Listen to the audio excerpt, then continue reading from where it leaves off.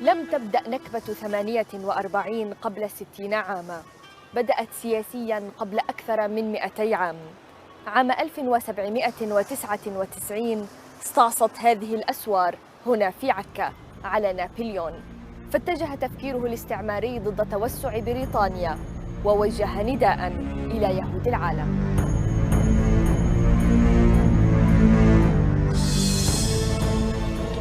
O Israelites, rise up. This is the moment. France is extending its hand to you with the legacy of Israel. Rush to reclaim your position amongst the peoples of the world.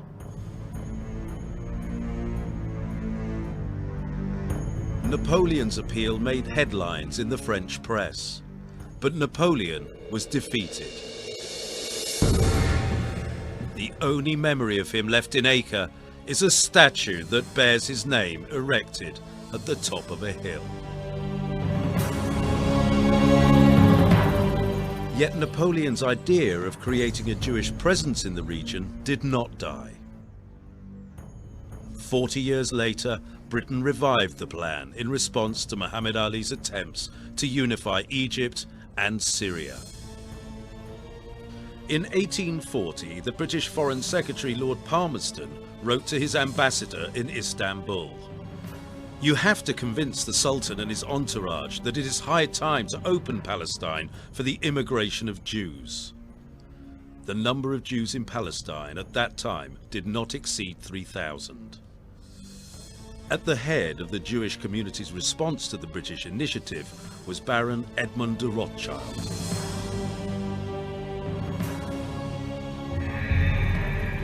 He visited Palestine on 4 occasions to explore investment opportunities and spent over 14 million francs to establish 30 Jewish settlements.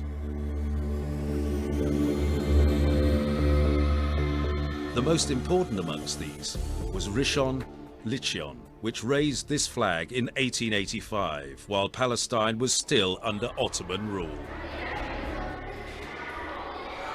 Today, the remains of Baron Rothschild lie in a mausoleum near Haifa, where Israeli children come to learn about a wealthy man who supported Israel over 100 years ago.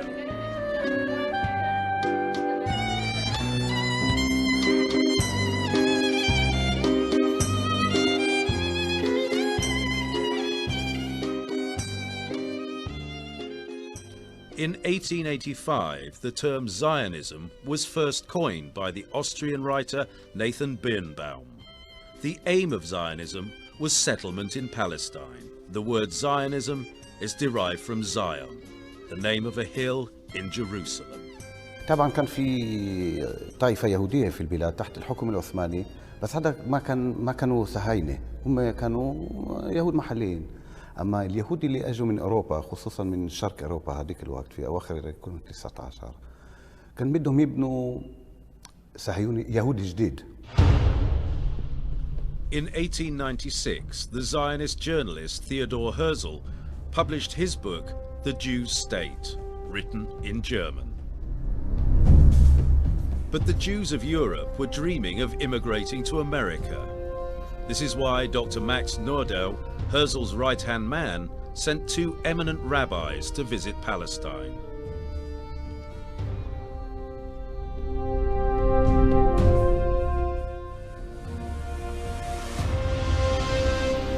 they sent back a reply of only one line that read, "The bride is beautiful, but she is married to another man." Nordau understood that Palestine was not, as Herzl said, a land without people, but a land with a people that had lived there for thousands of years. The following year, Nordau and Birnbaum participated under Herzl's leadership in the first Zionist Congress in the Swiss city of Basel. The Congress adopted a program for the establishment of a recognized homeland for the Jewish people in Palestine. إنما هرتز بدأ يدعو رسميا وعلنا لإقامة هذا الكيان، وثانيا الاتصال بدول العالم الكبرى آنذاك في أوروبا بشكل خاص حتى تحمي واحدة منها تحمي هذا الكيان. فهرتز هو أبو الدولة الصهيونية ما في شك، لكنه ليس مبدع الفكر الصهيوني. عادة الدول الكبرى هذه تكون بينها تنافس مصالح، يعني كيف استطاعت الدول الأربع الكبرى في ذلك الوقت أن تدعم كلها فكرة الصهيونية؟ هو ما عقد مؤتمر لهذه الدول معا واتفقت الدول على دعمه.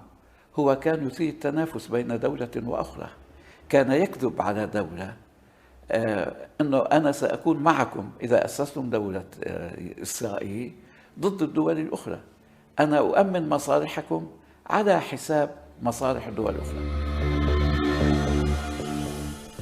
Britain reiterated its interest in establishing a Jewish state when its Prime Minister Campbell Bannerman announced that it would be important to establish a strong foreign presence close to the point where the Mediterranean was linked with the Red Sea.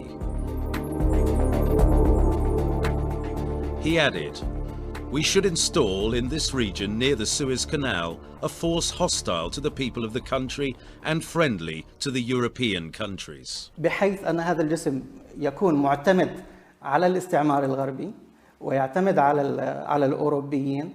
هذا الجسم ضمان بقائه أن يكون ما حوله ضعيفا.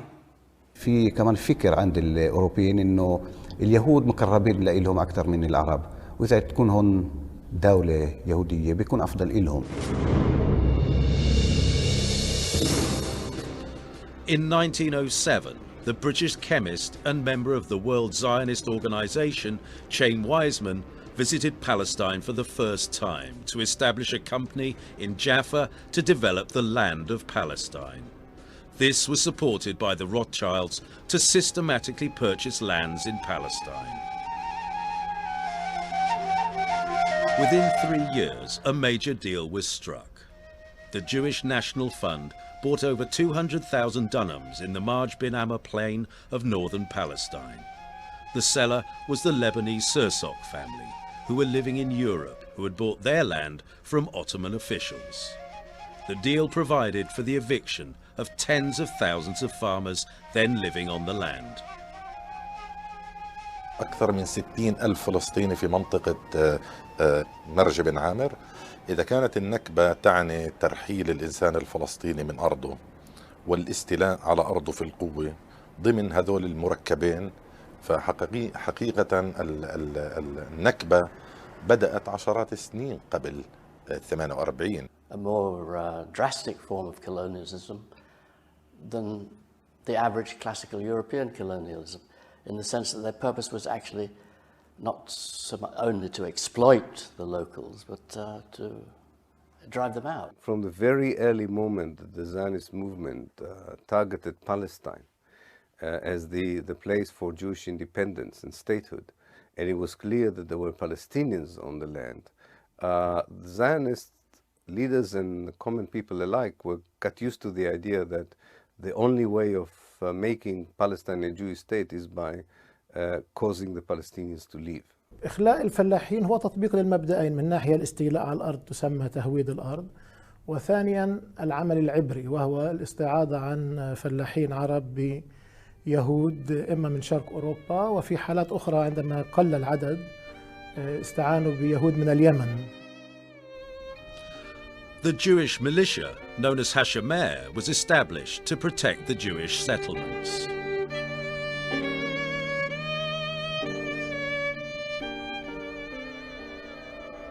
The Jews held demonstrations to demand the recognition of Hebrew as an official language under Ottoman rule. العربي والفلسطيني كان واعي من اليوم الأول لمفهوم الصهيونية.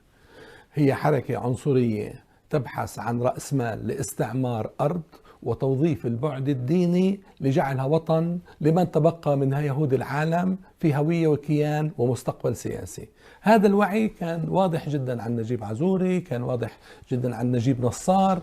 The Palestinian pharmacist Najib Nassar published the newspaper Al-Carmel in Haifa to draw attention to the ambitions of the Zionists, saying that the Jewish state would be a poisonous dagger in the heart of the Arabs. Al-Carmel was a small newspaper that Nassar produced together with his wife Sataj Bahai. However, he was victimized by the Turks and was assaulted, harassed and imprisoned.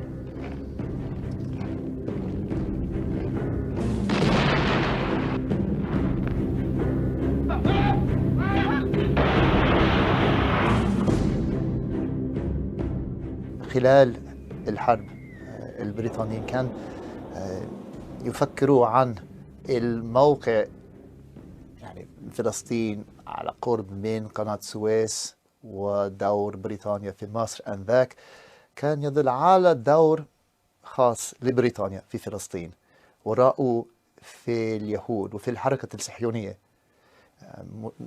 شريك في أمر استراتيجي استعماري.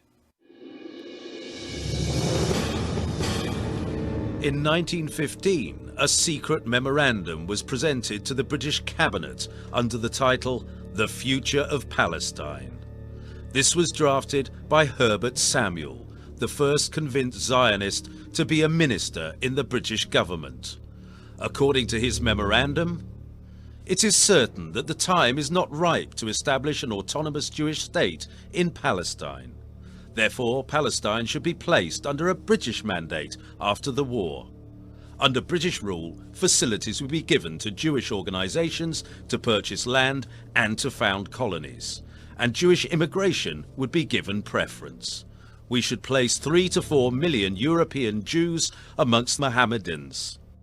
Samuel's recommendations were taken into account in the secret British-French agreement, Sykes-Picot, which was named after its two architects, British politician Sir Mark Sykes and the French diplomat François-Georges Picot. It opened the way for the establishment of a Jewish state. احنا لو جزء من أرض الشام، ما احنا جزء من فلسطين، جزء من الشام. احنا اللي قسمناها، مش سايس بيكو. عرفنا الإنجليز وحكينا عنهم وسايس بيكو وغيرها. بس لازم نعرف هذا الحكي، إنه اللي قسم أرضنا خطط عشان يجيب لنا. Mark Sykes was a close friend of Chaim Weizmann. Before the signing of the Sykes-Picot agreement, the two men exchanged correspondence that clearly indicated Sykes' support for the Zionist movement. Just a year later, in 1917, the British cabinet, headed by British Prime Minister David Lloyd George, pledged to establish a homeland for the Jews in Palestine. The pledge came in the form of a letter from the British Foreign Secretary Arthur Balfour addressed to the Zionist leader Lord Rothschild. بالفور كان يمثل الحكومة البريطانية، ولما كتب رسالته إلى لورد روثشايلد كان يكتب باسم الحكومة البريطانية. روثشايلد كان يلعب دور شخصي اللوبي ليشجع الحكومة البريطانية أن تأخذ سياسة معينة بالنسبة إلى دور اليهود في فلسطين. فكان يمثل الحركة الصهيونية، ووراء كلهم خايم وايزمان اللي كان المسؤول بالنسبة للورلد زاينست اورجانيزيشن أو المنظمة الدولية الصهيونية. واللي شارك في صياغة الوعد يعني. نعم. Britain had no moral or political or legal right to promise the land that belonged to the Arabs to another people. So the Balfour Declaration was both immoral and illegal. 1 month after Balfour's pledge, the Zionist achievement was celebrated at a ceremony in London. Speakers included Lord Rothschild, Herbert Samuel, Mark Sykes and Chaim Weizmann. A few days later, the British Army commanded by General Edmund Allenby occupied Jerusalem.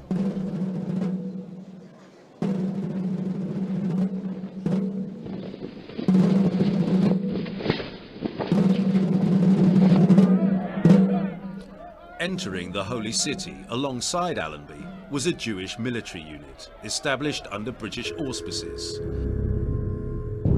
One member of this unit was to become a familiar face in the future, David Ben-Gurion. The unit also included Zeev Jabotinsky and Nehemiah Rabin, father of Yitzhak Rabin.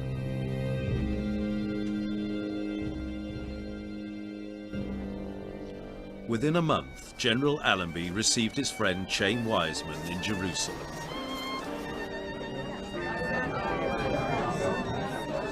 The number of Jews in Palestine at this time was 50,000, amidst 500,000 Arabs. Jews made up less than 10% of the population.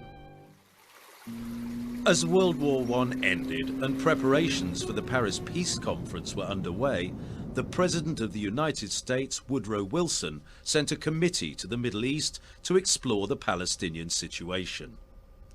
Headed by the academic Dr. Henry King and the politician Charles Crane, the committee presented a report which recommended, if the President Wilson's principle of self-determination is to rule, and so the wishes of Palestine's population are to be decisive as to what is to be done with Palestine, then it is to be remembered that the non-Jewish population of Palestine, nearly 9/10 of the whole, are emphatically against the entire Zionist program.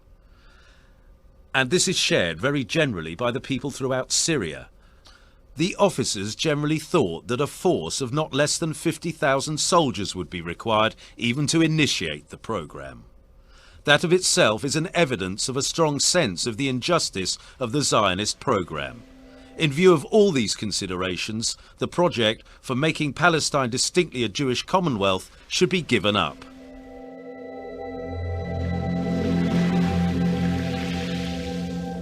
The King-Crane report fell on deaf ears.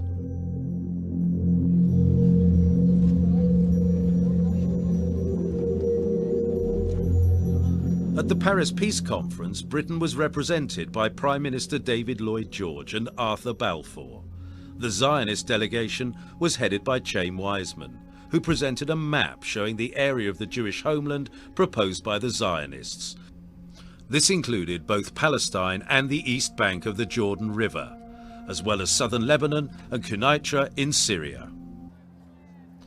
At the conference, General Allenby and David Lloyd George outmaneuvered Prince Faisal bin al-Hussein.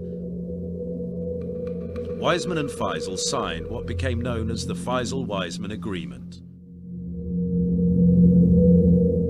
The real architect of this document was the British Colonel Thomas Edward Lawrence, also known as Lawrence of Arabia.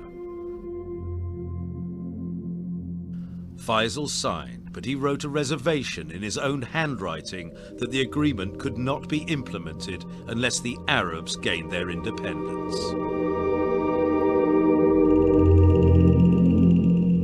الحركة الصهيونية من 1919 تقريبا فهموا إنه التركيز على السياسة الخارجية ما بكفي.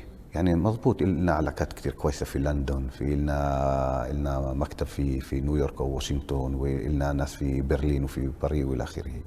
بس إحنا فيهم ناس وإحنا لازم أو نتفق معهم، بس نيجي لإشي معهم لازم ناخذهم بعين الاعتبار على الأقل. و1919 أسسوا مركز استخباري للحركة الصهيونية 1919 وكانوا ناس يعني أنا ذكرت إنه كان في علاقات في كتير من المناطق علاقات منيحة بين اليهود والعرب، وكان في يهود كانوا الجيل الثاني هون، يعني إذا أبوهم إجا لهون في 1884 86 هم ينخلقوا هون ولدوا هون، وكانوا يحكوا عربي ويركبوا فرسان ويروحوا عند العرب، وكان عندهم أصحاب عرب وصاروا يلموا معلومات. وشو المعلومات؟ معلومات من نوع واحد، معلومات سياسية. شو الرأي العام؟ هل بدهم يوافقوا مع المشروع الصهيوني أو لا؟ وين في أراضي فاضية؟ وين في ناس ممكن يبيعوا أراضي لليهود؟ هذا كان الشيء الثاني. حكي الثالث بنقدر نقول كان إذا في خطة لمهاجمة يهود بمنطقة معينة، يكون واحد يقول لك يعني جماعة قعدوا عندنا وحكوا بكرة بدنا نروح عن مستوطنة معينة ومعبروا له، يروح يحكي لأصحابه اليهود. In 1920, the first British governor for Palestine was appointed. London selected the Jewish Zionist Herbert Samuel as the first British High Commissioner for Palestine. Samuel arrived to implement what he had proposed 5 years earlier, to prepare Palestine to become a Jewish state. Samuel was a friend of General Edmund Allenby, and correspondence exchanged between the two indicated complete agreement over Britain's role.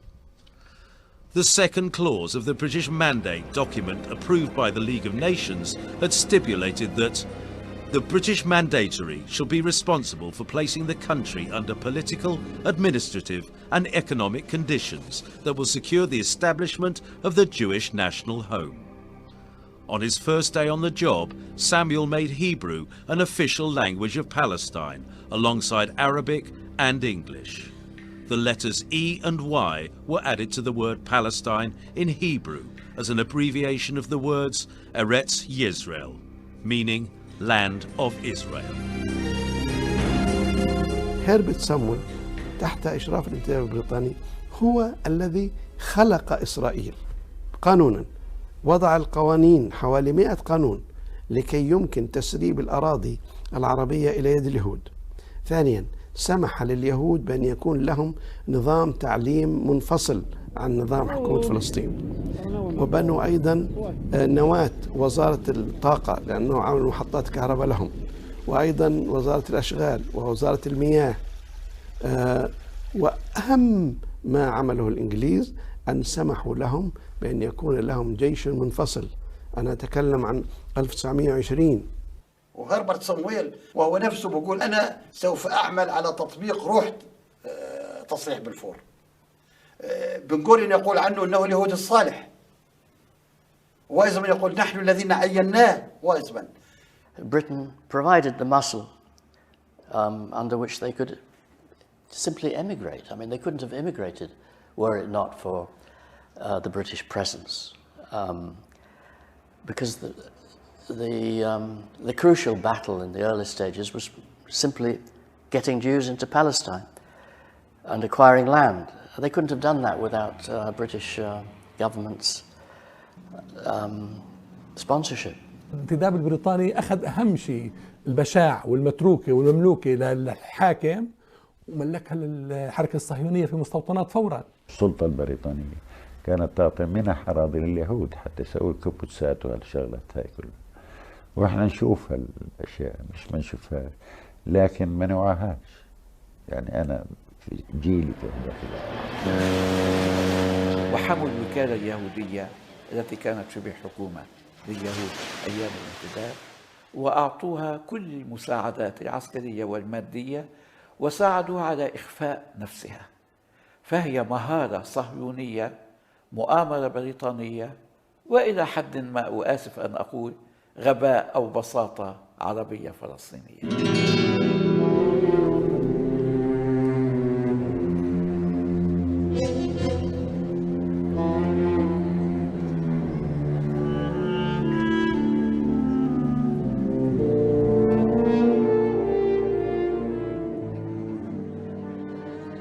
As Britain sided with the Jews, increasing numbers of Palestinian farmers who were expelled from farmlands began to form revolutionary groups in rural areas. In 1921, Palestinians organized large demonstrations against the immigration of the Jews. At that time, the Palestinian leadership was in effect hereditary within one family, the Grand Mufti of Jerusalem, Amin al-Husseini inherited his position at the age of 25, following the death of his brother Camille, who had in turn succeeded their father, Taher al-Husseini. The leadership sent successive delegations to London to discuss the Palestinian question. الحركة الوطنية الفلسطينية بشكل وطني كانت تعمل على أن تجمع الصيف والشتاء تحت سقف واحد، الحفاظ على صداقة بريطانيا في جانب ومعاداة الحركة الصهيونية في جانب آخر، وهذا لا يمكن أن يستقيل. نخبة دقيقة جدا، رقيقة جدا بالعدد يعني وبالتعليم، تقابل نخبة إمبراطوريات. يعني اليهود في بداية القرن العشرين نخب إمبراطوريات فعلا. يعني تقريبا في كل منطقة وكل لقاء للمؤسسات الفلسطينية اللي أسست هذيك الفترة، اللي مثلا اللجنة المسيحية المسلمية وكل المؤسسات والمجلس الإسلامي الأعلى والهيئة الإسلامية، كل المؤسسات بعد كم من ساعة من الجلسة كان في تقرير لليهود هيك وهيك حكوا، هذا رأيه هيك وهذا ممكن تشتغلوا معه، هذا عدو إلكم وهذا ممكن تشتروا بالمال وإلى آخره، والتقارير يعني موجودة بالأرشيف الصهيوني. On the ground, work continued to achieve the objective of the British mandate. The British government's report to the Council of the League of Nations set out the achievements of the mandate in the year 1925. These included the immigration of more than 33,000 Jews who were granted Palestinian nationality, 3 times the figure of the previous year. In addition, 13 new settlements were inaugurated, and the Histadrut, the Jewish labor union, was set up under the direction of David Ben-Gurion. Meanwhile, the Jewish town of Tel Aviv was accorded domestic autonomy. In addition, in 1925, the Hebrew University was officially opened at a ceremony attended by Governor Herbert Samuel, the guest of honor, Lord Arthur Balfour, and the head of the World Zionist Organization, Chaim Weizmann.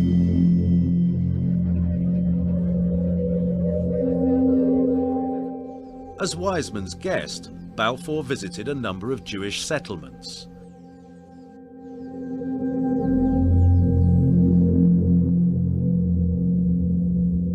In Jerusalem, he held discussions with Samuel and Allenby to decide on the next step. The Palestinians went on strike to protest Balfour's visit and raised black flags. To them, his visit was a bad omen.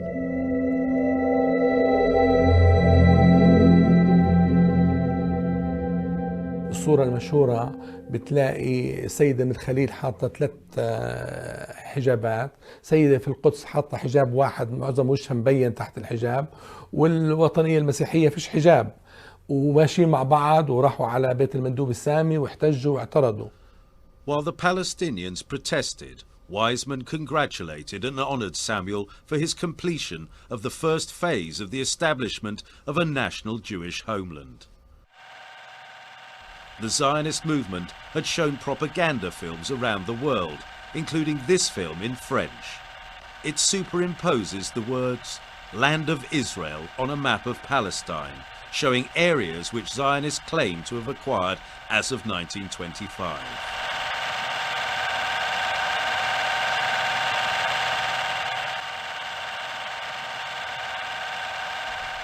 The film also shows the area Zionists plan to acquire within the next 25 years.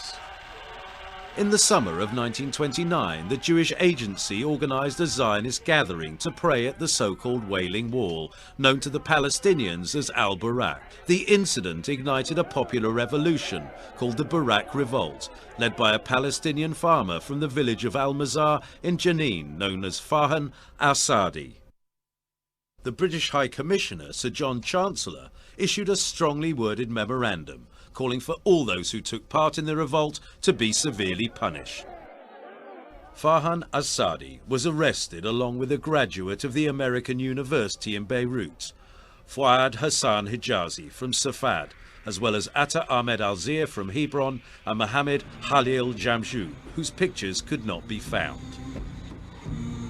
Here at the acre-old prison, Hijazi, Zia and Jamshou were imprisoned. the British sentenced them to death. Arab rulers pled for their sentences to be commuted, but on June the 17th, 1930, the British authorities executed the 3 men.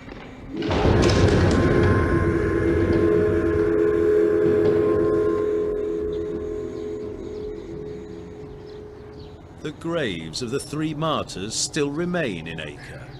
Their epitaph reads, "At the end of our lives we make our plea to the rulers of the Arabs and to Muslims all over the world. Do not trust the foreigners. We lived for the Arab cause and we died for it."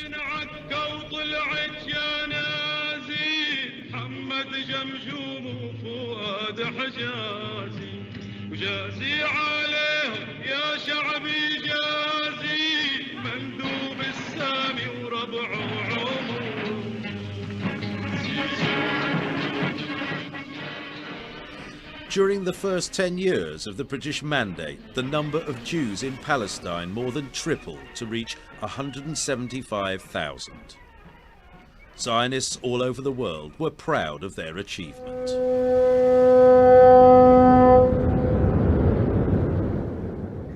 I am here today to ask you, my fellow Zionists, which attitude shall we take? Which of the possible attitudes that we face shall be our own?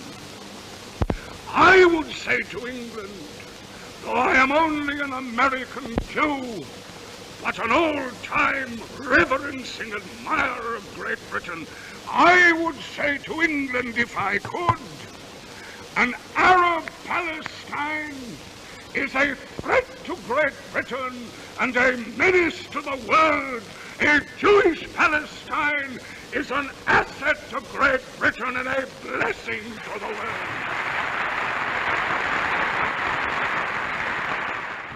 Ladies and gentlemen, the toast is health and long life to the Right Honourable Lloyd George.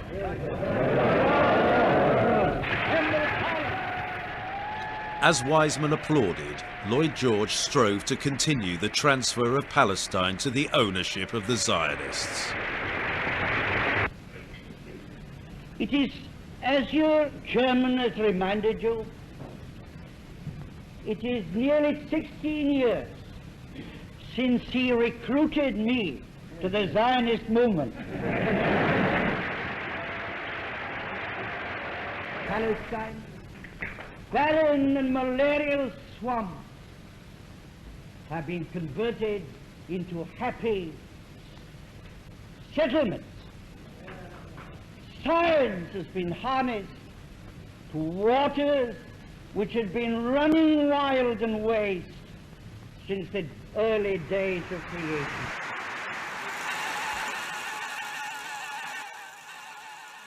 Without vegetation and without life, empty desolation, that is Palestine.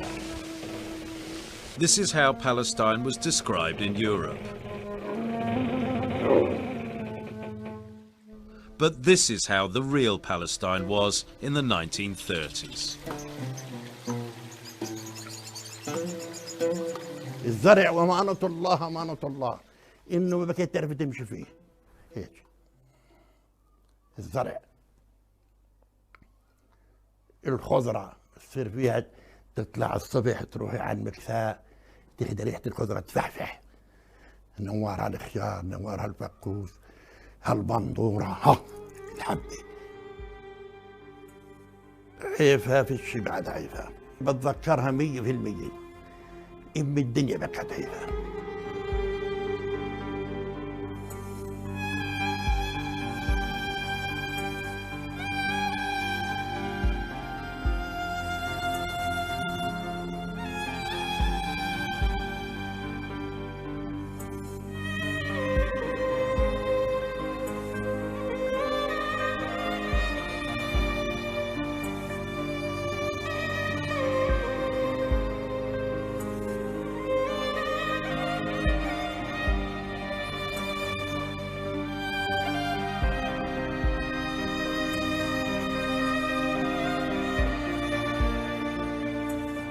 بالنسبة لي طبرية أجمل مدينة بل أجمل مكان في العالم. المسيح لم يقم في مدينة طبرية، إنما أقام حول المدينة فيها عمل معظم معجزاته على مياه مشهد. David Lloyd George, Samuel, Balfour and Churchill were all keen to label the Palestinians Mohammedans, despite the presence of over 100,000 Christians in their midst. They did not regard them as yet as belonging to either an Arab national group in general or to local national groups. The only way they were able to view them was as a religious group of believers. So I think they missed the point, for instance, that Christians and Muslims actually founded a new identity, not a religious one, but a national one. حالة المسيحيين الشرقيين غير موجودة. هنالك مأزق لدى الاستعمار عندما يستخدم التيولوجيا المسيحية في الرؤية المنطقة والشرق الأوسط اللي أدت إلى تبني الصهيونية فيما بعد. مأزق في التعامل مع المسيحية الشرقية، يعني هذه تشكل مش موجودة في عالمه، ولذلك يحاول أنه ينكر وجودها أصلا، يعني لأنه مجرد وجودها بتربك كل الصورة.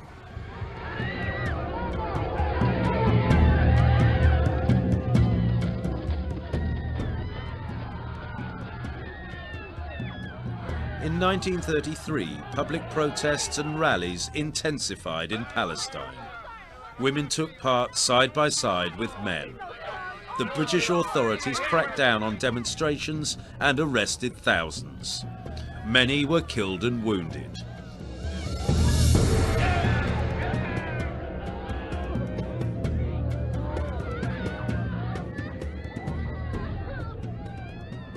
Even Musa Qasim al-Husseini, the former mayor of Jerusalem, at the age of 80, was beaten by British soldiers during a demonstration in Jerusalem. He later died of his injuries.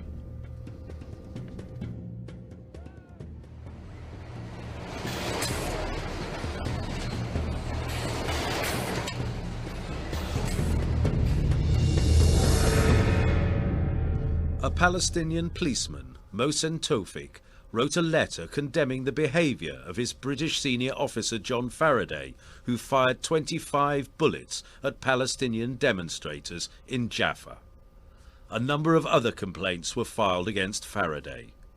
4 years later, the British government responded by awarding Faraday the King's Police Medal, praising his role in Palestine. عدم رغبة بريطانيا بمنح المطالب الوطنية للشعب الفلسطيني وعدم رؤيتها للشعب الفلسطيني كمجموعة قومية وطنية ذات حقوق ومعاملتها على أساس إنها طوائف، أدى في حين عاملت الوكالة اليهودية على أساس أنها ممثلة لمجموعة قومية. كل هذا مجتمعا أدى إلى تفاقم الوضع والصدام مع بريطانيا.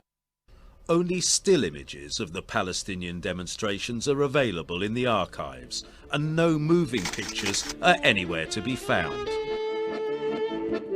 Meanwhile, movie cameras were widely used to document Zionist and British activities in Palestine. In the mid-1930s, Tel Aviv raised the Zionist flag, exporting cotton and diamonds from Jewish factories, while Jewish immigration and settlement building continued.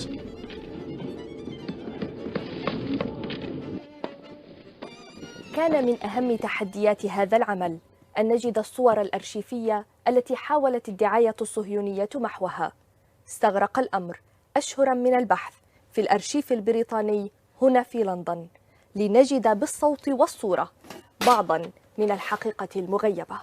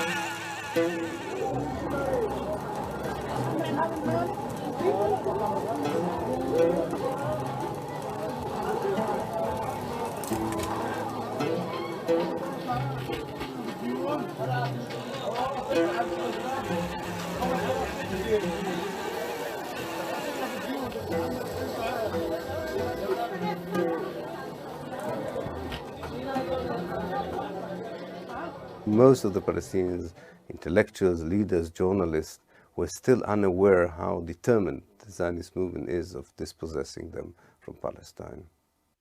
Figures show how the number of Jews immigrating to Palestine increased from 4,000 in 1931 to 9,500 the following year.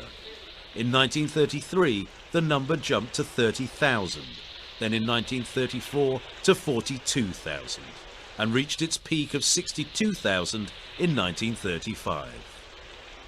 That same year, the Palestinian poet Abdul Rahim Mahmoud wrote a poem which he read in the presence of Prince Saud bin Abdul Aziz when he came to visit Jerusalem. The poem said, "Did you come to visit the holy Aqsa Mosque or to bid it farewell before it is lost?" هذه الأراضي عم بتروح، الوعد عم ينفذ، غياب أي تفاعل معها من الحكم البريطاني في قمع وفي بطش وفي قوانين رهيبة في الحكم البريطاني لحد اليوم إسرائيل عم بتطبقها بالاعتقالات وفي الإبعاد وفي البطش. اتحرك من 35 عز الدين القسام. الشهيد عز الدين القسام يمثل حالة في الثلاثينات، حالة بأنه في بعدها العربي للقضية، بأنه جاء من سوريا، في البعد الديني للقضية، ويعني بارتباطه بالمسجد، بعملية تنظيمه، بعناده في المقاومة، في إصراره على مقاومة المحتل. عندما أرسل القسام للقيادة الفلسطينية في القدس ليستشيرهم في الثورة، قالوا أنه نحن الوقت غير مناسب لإعلان ثورة، الشعب غير ناضج لإعلان الثورة، وقالوا أيضا أننا ما زلنا نحن نراهن على إمكانية الحصول على حقوقنا من خلال المفاوضات السياسية. As soon as Sheikh Izzeddin al-Qassam announced the armed revolution, he was besieged by the British Army in the Yabad forest near Jenin. Al-Qassam was pounded by British planes and artillery and was killed. حركة القسام لم تحظى بالاهتمام الكثير من جانب المؤرخين، ولا نعرف عنها الكثير بسبب الغموض التي اكتنفها وبسبب الحرص الشديد للشيخ عز الدين القسام على سرية العمل وعدم إطلاع الكثيرين إلا الصفوة الصغيرة من طلابه. امتدت روح عز الدين القسام في الوسط الفلسطيني وتأثر بها كثير من الفلسطينيين، فبدأت مشاعر الانقلاب أو التمرد على الاستعمار البريطاني تظهر في صفوف الشعب الفلسطيني. The Palestinian political leadership came under pressure to halt its negotiations with the British. The Palestinian poet Ibrahim Toukan wrote an ironic poem addressed to the leadership in 1935, saying, "Oh, you sincere patriots, it is you who carry the heavy burden of the cause. Only a fragment of the country remains to us, so please step down before the remaining parts fly away." بدأ الإضراب في يافا، بحرية يافا 19 نيسان 1936. القيادة الفلسطينية، الأحزاب الفلسطينية، احنا قلنا الحركة الوطنية الفلسطينية كانت منقسمة إلى أحزاب تقوم على أرضية التناحر العالي. الأحزاب الفلسطينية الستة شكلت قيادة اللجنة العربية العليا في 25 نيسان 1930 بعد 6 أيام من الإضراب حتى تقود الثورة، وقضت الثورة فعلا. The main case of the Arabs is against the British government's policy in Palestine. A policy which, if continued, will surely have as a result the replacement of the Arabs by the Jews. Against all principles, the British government imposed the Balfour Declaration, which is abhorred by all Arabs in the Near East, and on favoring the establishment of a national home for Jews, forgot intentionally to safeguard the civil rights of the non-Jewish population. The Arabs, who decided on a general and a complete strike until the total and immediate stoppage of Jewish immigration is brought about, and until the government introduces an essential change in its present policy. لما صار الإضراب اللي هو من أعظم الإضرابات في التاريخ، إضراب 36، كل فلسطين أضربت، وهذه جاءت نتيجة النضالات اللي صارت في السابق في مواجهة الانتداب، حكم الانتداب وتحيز الانتداب مع اليهود وتمكينهم من تسهيل الأمور عليهم في كل شيء. The strike shocked the British mandatory authorities. They undertook harsh, punitive actions, arresting anyone suspected of links with the revolutionaries and destroying their homes. In Jaffa alone, more than 200 houses were demolished as a collective punishment. Demolitions in other villages and cities followed. The British insisted that destroying Palestinian houses was justified as a means to end the revolt. شو بتتذكر عن الإنجليز بالبلد؟ شو كانوا يعملوا؟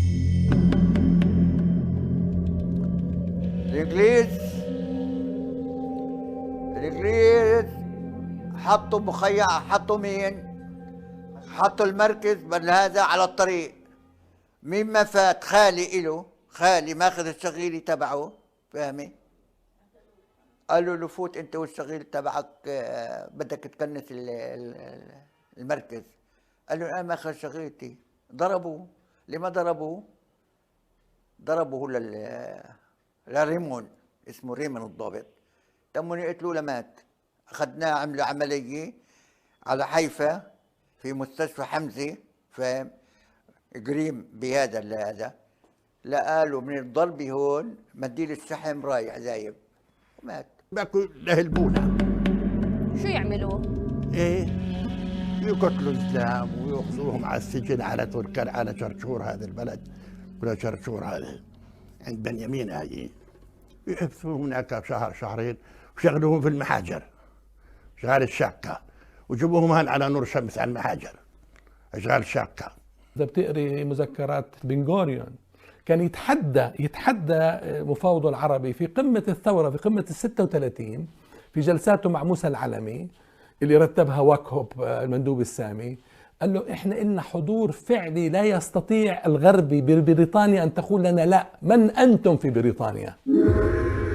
During the Palestinian strike, David Ben-Gurion, the head of the Jewish agency, discussed with the British High Commissioner the possibility of resettlement in Transjordan for Palestinians who had been expelled from the territory of the Jewish settlements. Wackhope's response was that this was a good idea.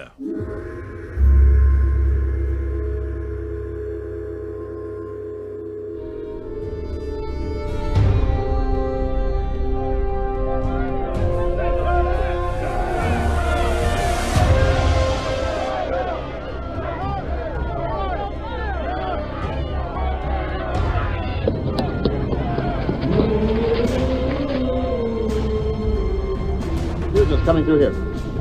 All the way.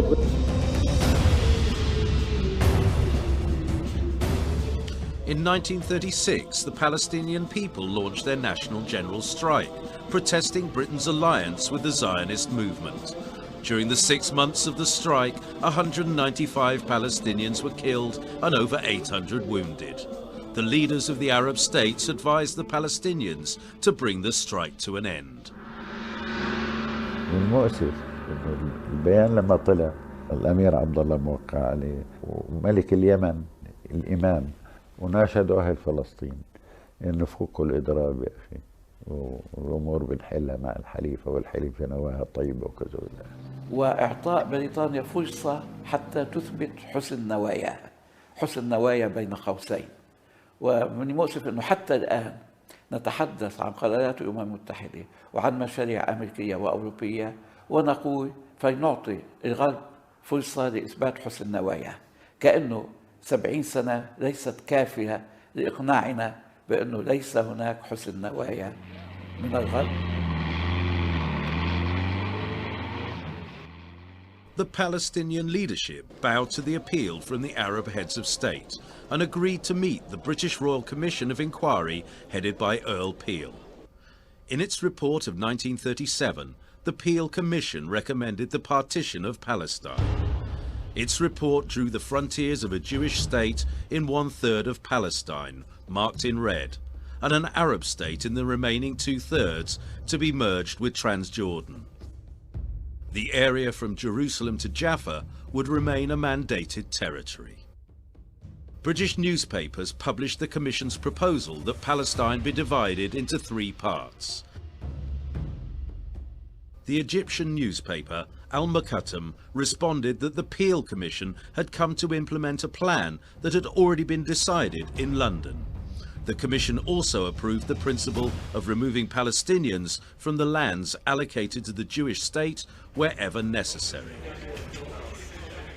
يسر الصهيونيين من تقرير بيل كوميشن كل السرور، لأنه مضمون في التقرير فكرة ترانسفير، أي انتقال الشعوب من منطقة لأخرى خلال عقيدتهم أو قوميتهم.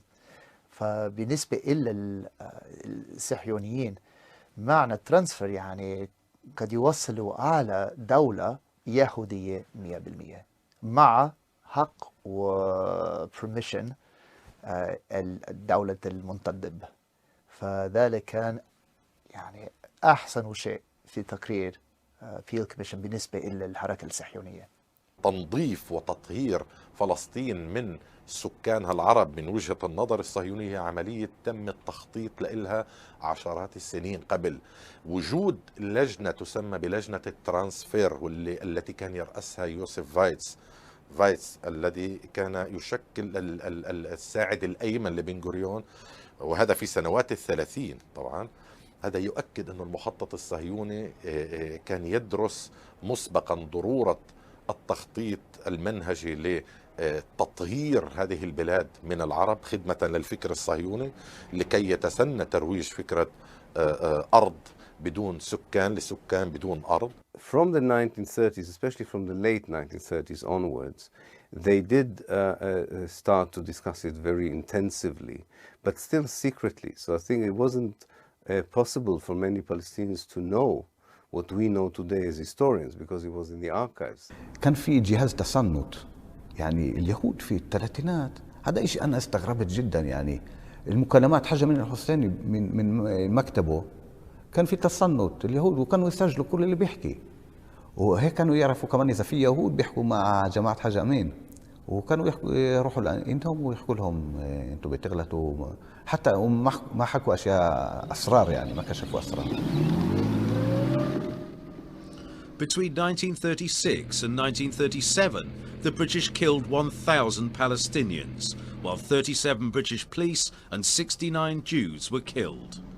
In September 1937, Britain disbanded the Arab Higher Committee, headed by the Mufti of Jerusalem, Amin al-Husseini. 5 of its members were exiled to the Seychelles Islands in the Indian Ocean, a remote British colony. These included the Mayor of Jerusalem, the physician Hussein Fakhri al-Haldi, who documented British attitudes and support for Zionism in the diaries he wrote in the Seychelles.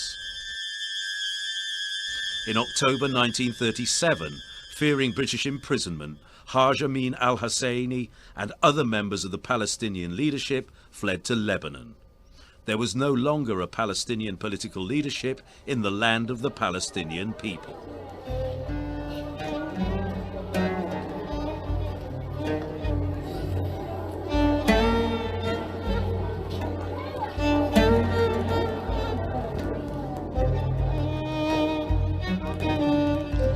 In 1938, schoolchildren in Palestine learned that the borders of Palestine were Lebanon, Egypt, Syria, Transjordan and the Mediterranean Sea. This is how Palestine looked on the world map. In just 10 years, everything would change.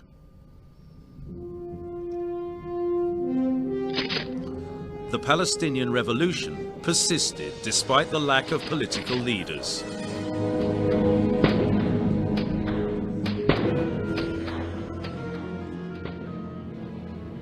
To crush the revolution, the British had to bring an additional 20,000 men to reinforce their troops.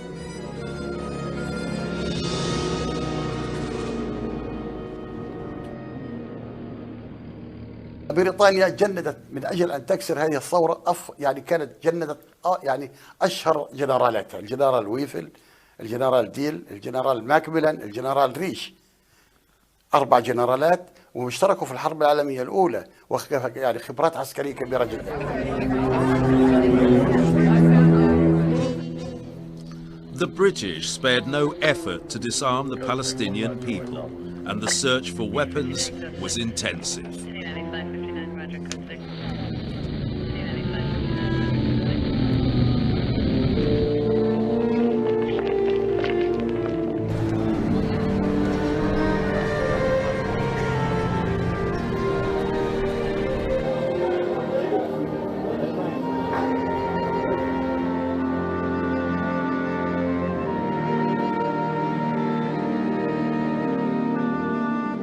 إذا وصلوا لقوا رصاصة فاضي باب بيتنا ينسوا في البيت. كانت بريطانيا تمنع أي واحد يحمل السلاح، حتى لو فشخ يحاكموا عليها، ممنوع. يعني في البلد في 3-4 مناطق فيش. يجوا عندنا تفتيش يفتشوا، يحطوا يكبوا الطحين على القمح على الذرة مع العدس، يخربطوا الدار ويطلعوا. يطلعونا احنا عند المدرسة، يصيروا يحكوا كلام عاطل الانجليز. يفتشوا البلد ويروحوا ونرجع الدار. بهدلونا الله يبهدلهم.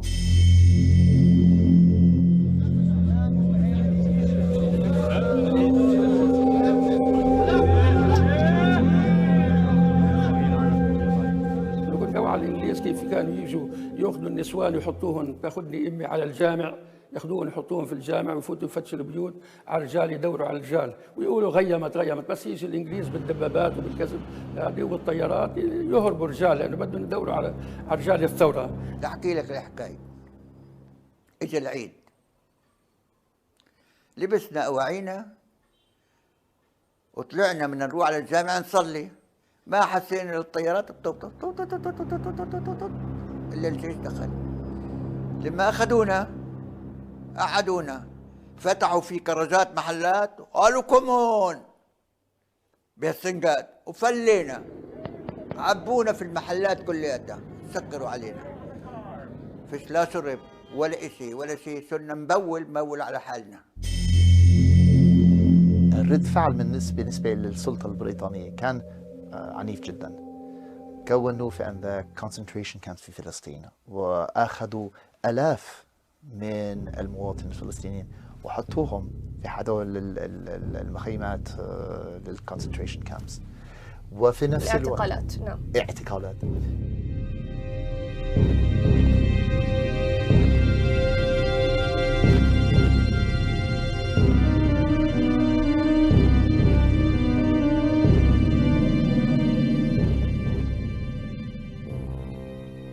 Sataj Bahai, the wife of journalist Najib Nassar, was the first female political detainee to be put in prison, where she remained for a year and a half. The Palestinian press published a cartoon called The Dance of Death. It showed the Zionist leaders, Weizmann and Jabotinsky, building their state on a foundation of human skulls.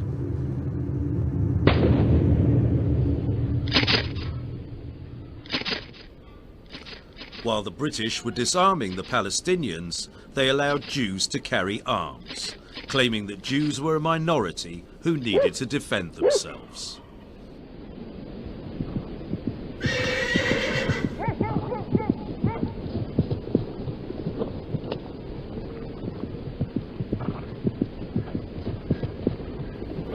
In 1938, the first time such a thing happened in the Middle East, this Jewish minority, with the aid of underground Zionist organizations, exploded bombs in markets and buses.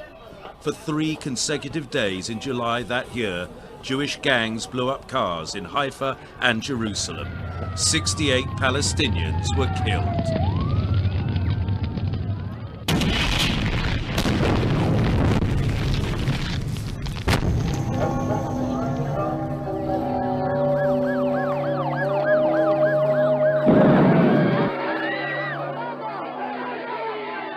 لا أتصور الصهيونية بدون عنف، سواء قبل قيام دولة إسرائيل أو بعد قيام دولة إسرائيل. Not only did the British turn a blind eye to Jewish arms, they also supported the training of special Jewish forces, financed by the Jewish Agency, but trained by a British officer, Ord Wingate, who was a Zionist sympathizer. Odd Wingate was very racist towards the Arabs. During his role as a British army officer in the Arab revolt, that he decided to append to his units Jewish soldiers, and he taught them how to occupy Palestinian villages, expel them, destroy them, and I think in many ways he contributed directly to the ideas of ethnic cleansing that would be perpetrated on the ground in 1948. British volunteers. A British TV series about Wingate's life supports what the documents have revealed. You'd give full approval for your scheme using a combined force of British and Jewish personnel. British soldiers and Haganah men will assemble at 1900 hours, 15th of May, 1938.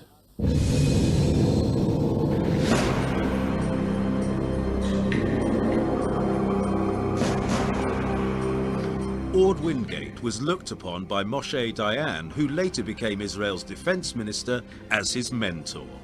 Israeli brigades under Wingate's command organized night raids against Palestinian revolutionaries to murder them in their villages.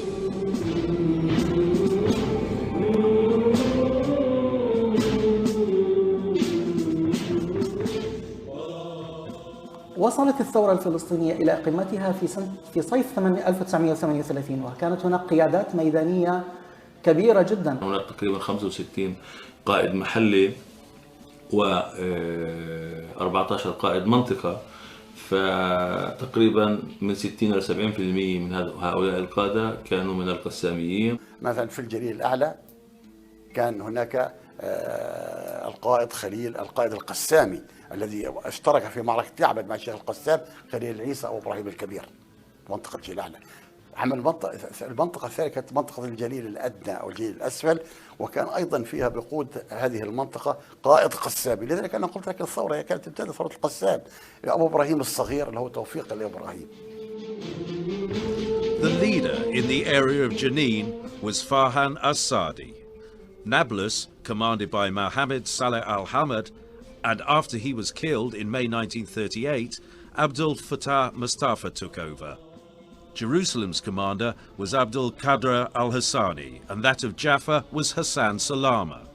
Other leaders of the revolution were Ataya Ahmed Awad, who was killed in March 1938, and Youssef Abu Dora, executed in 1939. The general commander of the revolution was Abdul Rahim al-Haj Muhammad. لاحق الإنجليز الوالد ووضعوا جوائز لمن يلقي القبض عليه أو يأتي به، والحمد لله تمكن من التخفي والهرب، وبدأوا يشكلوا فصائل فلسطينية للجهاد، واستمرت هذه الفصائل تعتمد على نفسها وتعتمد على القرى. وأذكر عندما جاء الإنجليز جاءوا ونسفوا بيتنا، كنا نيام، فأيقظونا وأخرجونا من البيت ونسفوا البيت على ما فيه. الوالد بعث رسالة إلى الحج أمين في تاريخ 18/3/1939 ويشير إلى الحج أمين بأنه بعض الثوار جاءوا إلى دمشق ويصرف عليهم على الملابس وعلى أشياء لا تهم الثورة كثيرا، ويجب أن توجه فلوس الثورة إلى الرصاص والبنادق. In the last line of his letter, he warned that if the attitude of the political leadership did not change, it would be the end of the Palestinian revolution. A few days later, Abdul Rahim al-Haj Muhammad was killed in an ambush set up by the British in the village of Sanur.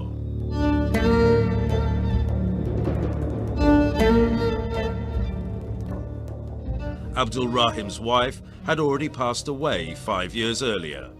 With his death, 4 children became orphans. قضية حصار القائد عبد الرحيم الحج محمد وسقوطه في صانور في آذار 1939 هذا الملف ما زال مغلقا في الأرشيفات البريطانية وفي الأرشيفات الإسرائيلية. والجهد بالنفس أقصى غاية الجهد، الشباب المجاهدين اللي ناضلوا واستشهدوا هذولا قمة الأمة، هم خير العناصر في الأمة على الإطلاق، لا أحد يدنو إلى أقدامهم، لكن لم يجدوا القيادات التي ترعاهم. التنظيم والتخطيط فقدناه من الأصل. القيادات كانت دون مستوى وعي المرحلة الحقيقية. Between 1938 and 1939, the British held dozens of military tribunals. 112 Palestinians were executed, among them an elderly man of almost 80. He was executed while fasting during the holy month of Ramadan. Sheikh Fahan al-Sadi.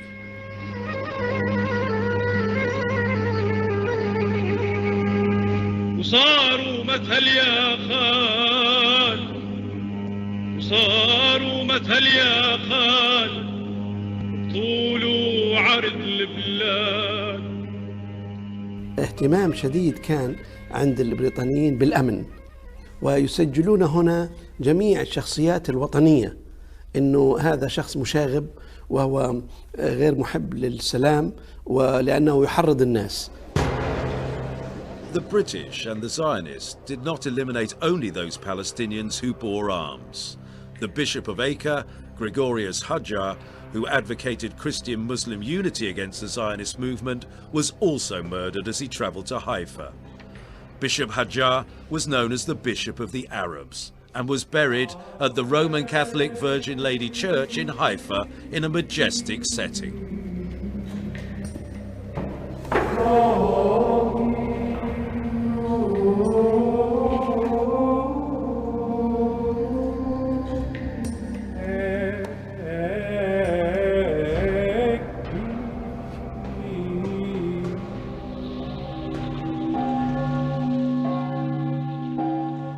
بريطانيا كانت تمارس إلى ذلك ضغط هائل على السكان من سياسة العقاب الجماعي، حرق البيادر وتجميع الرجال وإجبارهم بالسير على الجمر وعلى ألواح الصبر والتعذيب وخلط المواد الغذائية وبعضها خلط الزيت بالسكر وما إلى ذلك، والتجويع وهدم المنازل والحصار الشديد في أيام الحرب القائضة. كل هذه الأمور مجتمعة أثرت على معنويات الشعب الفلسطيني وقدرته على الاستمرار بالثورة، خاصة الكثير من كوادر الثورة تم القضاء عليها. In addition to the killings of leaders and cadres, the revolution was also infiltrated. صاروا اليهود يشتغلوا مع المخابرات البريطانية، ومرات مثلا كان واحد يهودي يجي عنده صاحب عربي بيجيب معلومات، اليهودي بيتصل على الجيش البريطاني وبيروحوا مع بعض يسووا اعتقالات في، عشان اليهود طبعا ما لهمش دولة وما لهمش جيش حقيقي، يسووا اعتقالات في بلد معين. هذا صار كتير. وكمان كان عشان علاقتهم كانت كويسة مع البريطانيين، اليهود مثلا إذا كان بدهم يسووا واحد من الثوار يجندوه كعميل كانوا يتصلوا بالبريطانيين يقولوا هذا الشخص ممكن يشتغل معنا، هو في السجن، فلتوا عنه خلوه يطلع ويشتغل معنا. وأسسوا نوادي المسلمة الوطنية، وكانت تدعم من قبل الصهاينة، هم حكوا ضد الحركة الوطنية. مثلا لما راحوا وفود الحركة الوطنية للندن هم كانوا يبعثوا بركيات ضد هدول الوفود ما تمثلنا والى اخره. يعني الصهيونيه كانت تاسس نوادي اسمها اسلاميه وطنيه، مش بس اسلاميه وطنيه، وتدعمها بالمال سرا يعني بصير. وكانوا يقعدوا مع بعض اليهود هدول الجماعه من هدول النوادي وبكتبوا بركيات للمندوب السامي وللوزير الخارجيه البريطاني.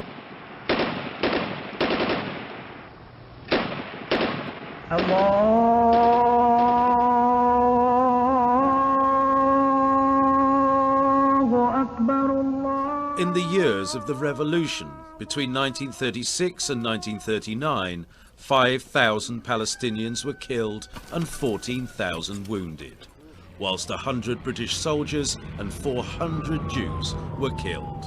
واحد من كل 10 شاب فلسطيني من هذا الأمر اللي يعمل الحرب، يعني بين ال 18 وبين ال 40، أم في السجن، أم مقتول، أم مجروح، أم مطرود من البلد.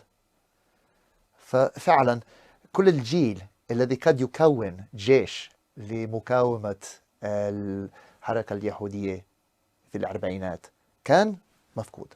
اللي كان نشيط بالثورة أو انقتل أو هرب أو انعدم، يعني وما كان في أي مؤسسات تقريبا يعني بالمجتمع الفلسطيني، لا مؤسسات ولا نشيطين ولا شيء، يعني كان المجتمع بوضع كتير متدهور يعني. And the Palestinian society was leaderless in many ways, both militarily and politically. And although there was a Palestinian leadership in exile, it had very loose connection to the events inside Palestine. So I think it is fair to say that from 1939 onwards, there isn't a real Palestinian leadership on the ground. And this is one of the reasons that contributed to what happened in 1948. The battle for Palestine was lost by the Palestinians not in 1948, but in the late 1930s, because Britain completely smashed to the ground the Arab revolt and the Arab irregular forces. In the same year, Britain held a conference at St James's Palace in London. Arab delegations and a Zionist delegation both took part, but in separate meetings. تلاقي الوفد الفلسطيني محضون بالوفد الأردني والمصري واليمني والعراقي. بنفس الوقت بتلاقي نفس القاعة وبنفس الجلسة بتلاقي الوفد الصهيوني اليهودي، بن غوريون ووايزمان وشاريت، محضون بملوك اليهود الأغنياء في العالم. يعني عدنا لنتفاوض مع الحاكم الشريك مع العدو الحقيقي لما تبقى لك من حقوق. At this conference, Britain announced that it had fulfilled its obligation under the mandate to establish the basis of the Jewish state in Palestine.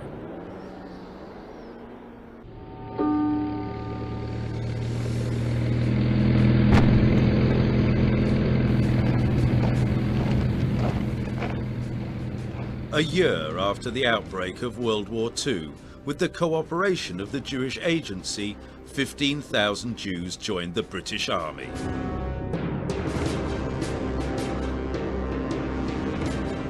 The Jewish military, the Haganah, transformed itself into an army with its own air force. وضمن خطط الحقيقة دخلوا معه، شكلوا بعض كتائب أو بعض وحدات أو كذا إلى آخره من اليهود، وكثير من قادة اليهود اللي قادوا الحرب في 48 ولا يزال بعضهم كمان لا يزال بيجوز بعضهم أحياء منهم اللي اشتغلوا في الجيش البريطاني كمان في هذيك الفترة.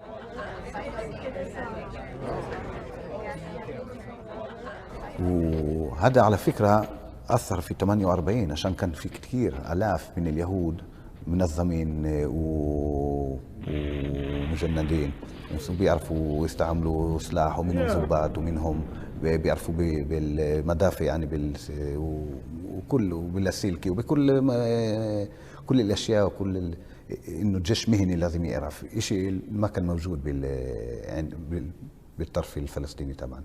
لا شك ان الخبرة التي استفادت الجندي اليهودي من خلال الحرب العالمية الثانية استفاد كثير خلال حرب فلسطين في الأربعينات. رأينا في فلسطين جنود يهودي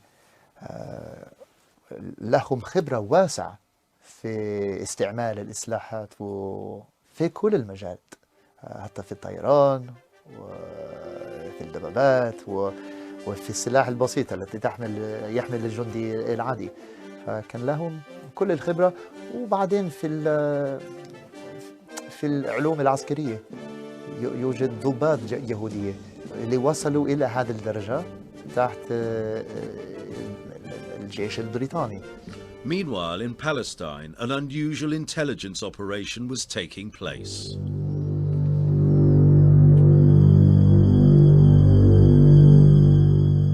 The first stage was the collection of material about every village in Palestine. This was called the Village Files project.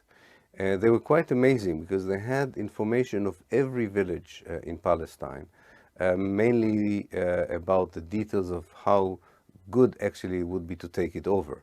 So there's a lot of information about the quality of the land, how rich the people were, to the extent that they even knew how many fruit are on each tree, there is on each tree. What were the political affiliation of people, how easy or how difficult it would be to occupy it. So they started gathering in the 30s? Or in the late 30s, yeah. In the late 30s and early 1940s, yes. They were actually using, exploiting Arab hospitality, because if you come to a village in Palestine, it doesn't matter who you are, you're invited.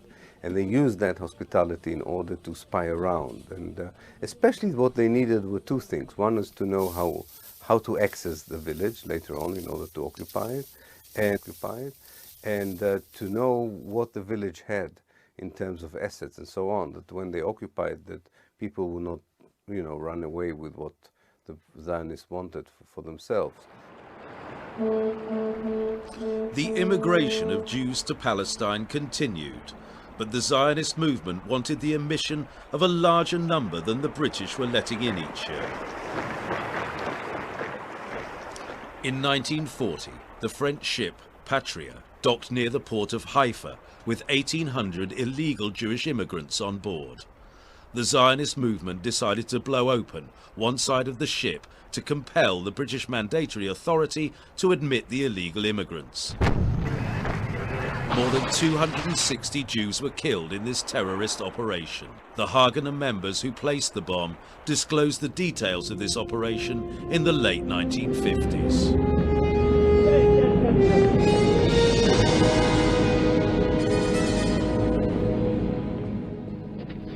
Here in New York in May 1942, a major development occurred within the Zionist movement. The Zionists held a meeting at the Biltmore Hotel in New York, attended by 600 prominent delegates from Europe and the United States, with the presence of David Ben-Gurion, the head of the Jewish Agency, and chaired by Chaim Weizmann, president of the World Zionist Organization. في ذلك المؤتمر المنظمة الصهيونية اتخذت قرارا بنقل الثقل من بريطانيا إلى أمريكا. طبعا كان ممهد لذلك علاقات قوية بين الصهيونيين في أمريكا وبين الحزبين الديمقراطي والجمهوري، وحتى الآن العلاقة قوية. لكن تطورت العلاقة.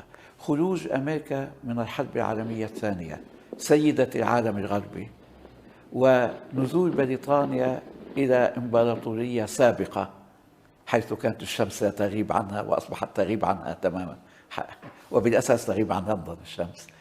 ذلك شجع اليهود على أن يعتمدوا على أمريكا من خلال استمالة الزعامات والقيادات الأمريكية من الحزبين عن طريق رأس المال والدعاية الصهيونية في أمريكا.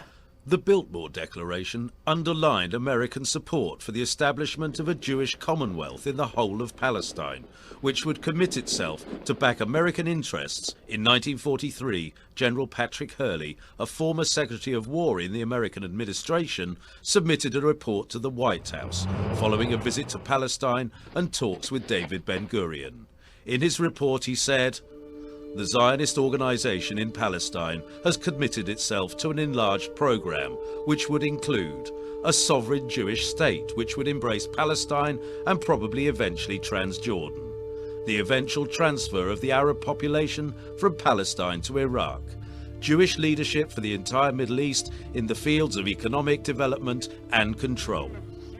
The following year, the World Jewish Conference held at Atlantic City in the American state of New Jersey discussed the need to compel the British to quit Palestine. It also called for international protection for Jews after the Holocaust in Europe. Jewish Commonwealth inherits Israel. Others Israel means nothing more than justice to the Jew, freedom for the Jew, equality of the Jewish people with all the free peoples of earth. That the real solution of the Jewish problem cannot be brought about unless the Jewish people will be given the right and will be helped by the United Nations to establish Palestine once and for all as its own Jewish homeland.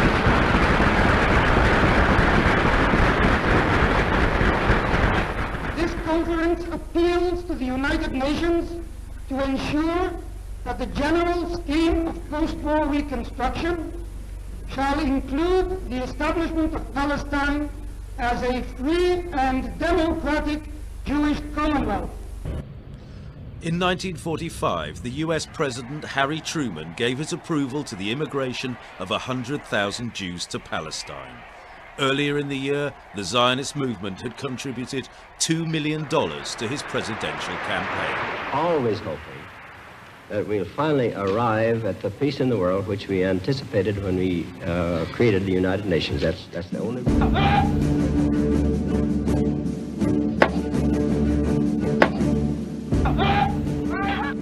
The World Zionist Conference, under Chaim Weizmann's leadership, soon decided to speed the process of driving the British out of Palestine. Its recommendation was that the Jewish Haganah should collaborate with the Zionist Irgun and the so-called Stern Gang to reach this goal. This decision was taken after David Ben-Gurion persuaded the Jewish community in America to pay for the purchase of arms manufacturing machinery, so that the Haganah could now produce its own weapons. والله إنهم بالجبال منشورين وبتدربوا نضحك عليهم. كل شوف حركة بدينهم وشو بيسووا هذول؟ ليش هذول بيعملوا هيك؟ يدبوا حالهم على الشوك. والله على الشوك يدبوا حالهم ويتدربوا ونضحك عليهم. Meanwhile, the Palestinian politician Musa al-Alami made a tour of the Arab world. He discovered that the general Arab view was that there were 40 million Arabs and only 600,000 Jews, and it would therefore be very easy to control the Jewish minority.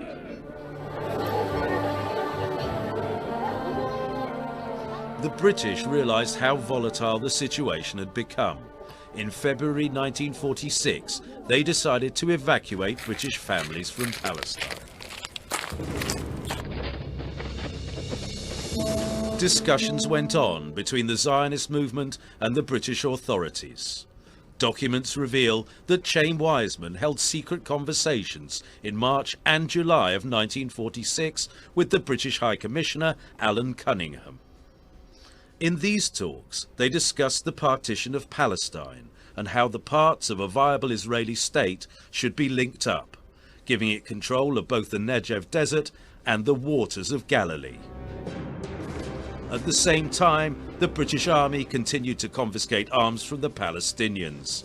In the first half of 1946, over 300 Palestinians were arrested for the possession of weapons. Meanwhile, the Mufti Amin al-Husseini was in France after spending 6 years in Italy and Germany during World War II.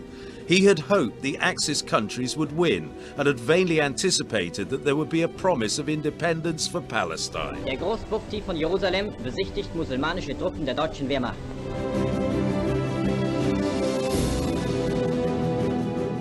يعني حاجة مين كان يخاف إنه إذا بتصير في هون مؤسسات ويكون في هون قيادي جديد يمكن يعني ما يكون عنده تأثير زي ما كان وما يكون على منصب القيادي. مفتي القدس الحقيقة الحاج أمين يعني نحن بنحسن النية فيه، لكن كان في قناعتي أنا الشخصية دون مستوى القيادة. لكن تنسيش البيئة العامة في البلد.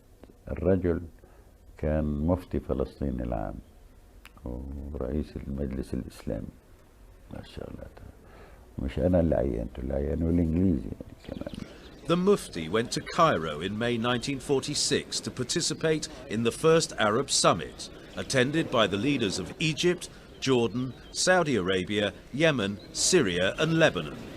The summit was followed by an emergency meeting of Arab foreign ministers in Bludan, Syria. Also attending the meeting, as an observer, was the Director of British Military Intelligence in the Middle East, Brigadier Clayton. Back in Palestine, the British Army was suffering Zionist terrorist attacks that made headlines. Against British restrictions, extremists wreck a train on the outskirts of Jerusalem. Armed crewmen inspect the hole where the explosion which caused the wreck occurred, and guards patrol the area. Violence and death ride the ancient streets of Jerusalem. And here the climax, blasting of police headquarters. 3 men lost their lives in this attack. A roving band shot up the station first, then launched high explosives. Soldiers combed the debris for other dead as turmoil seethes in the cradle of brotherly love. New High Commissioner Cunningham investigates. Tommies patrol the streets and quiet descends. Is it the calm before another storm?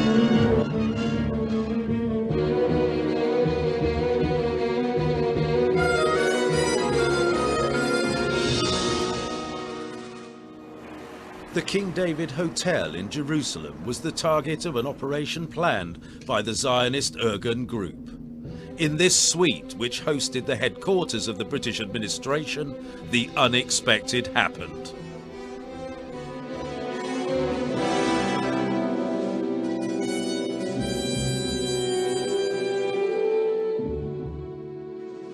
The terrorist attack demolished the entire southwest side of the hotel. 91 people were killed. Former Irgun members later claimed responsibility for this attack, yet the King David Hotel was not to be their last target.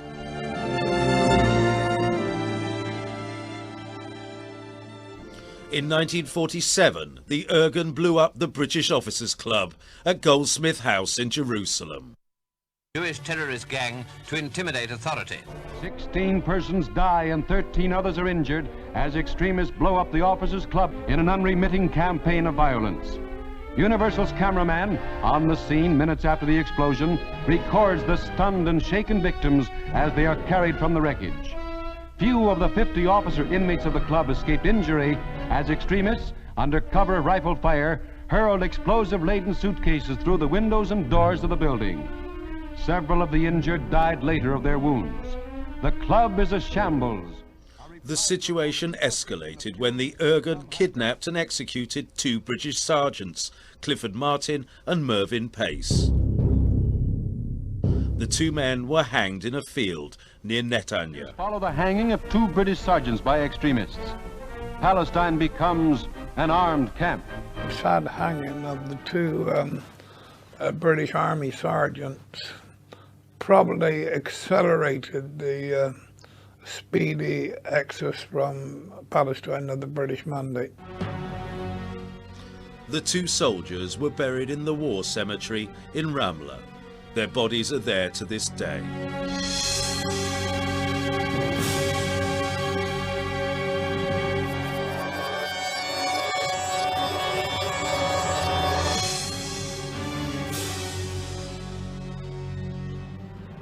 During 1946 and 1947, the Jews killed 169 British soldiers. On the other side, 37 Zionists were killed.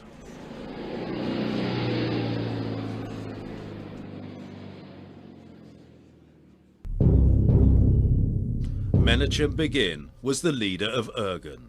The group's symbol was the map of a Jewish state that encompassed Palestine and Transjordan.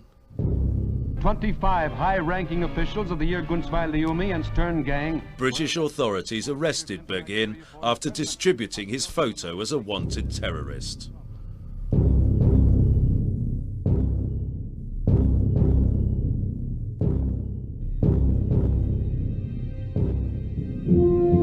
"30 years later, Begin became the Prime Minister of Israel.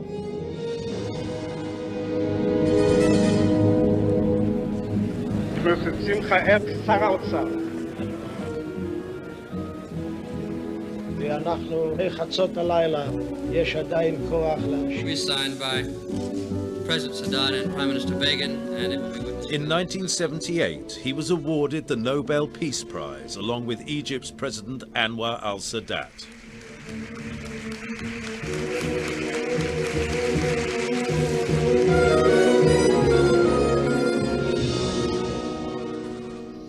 During the last 8 years of the British mandate in Palestine, British documents recorded over 500 terrorist attacks by Zionist Jews.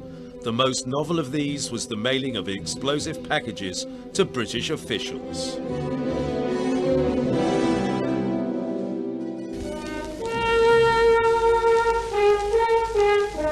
From Haifa come pictures showing the result of the recent outrage that shattered the brief lull in terrorist activity. The incident was caused by a man, believed by some to be one of the Stern gang this time, driving a stolen van full of explosives to quarters where it blew up. 2 British and 2 Arab policemen were killed and others are reported missing. More than 60 police, soldiers and civilians were injured.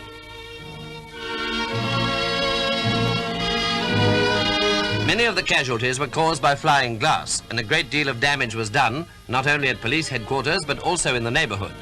Windows were broken as far as a mile away. Winston Churchill, the former Prime Minister of Britain, commented on the terror attacks, saying, "They have shocked the world.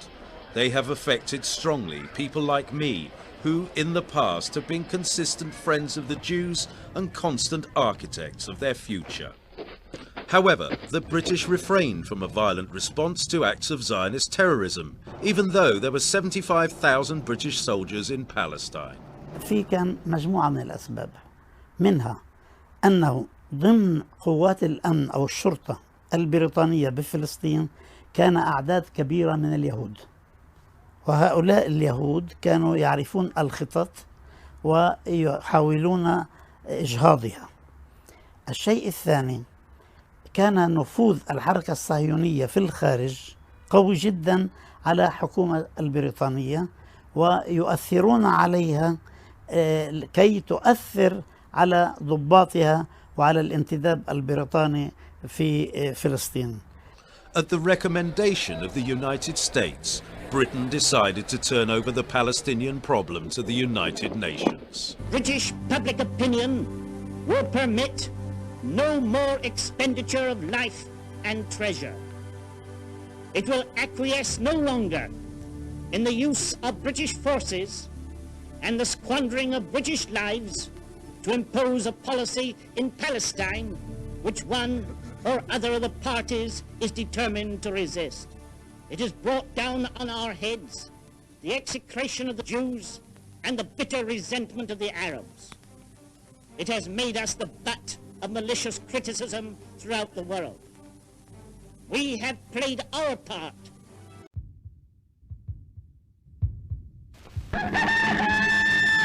Here is the world's news in pictures, and this is Pathé Gazette screening it.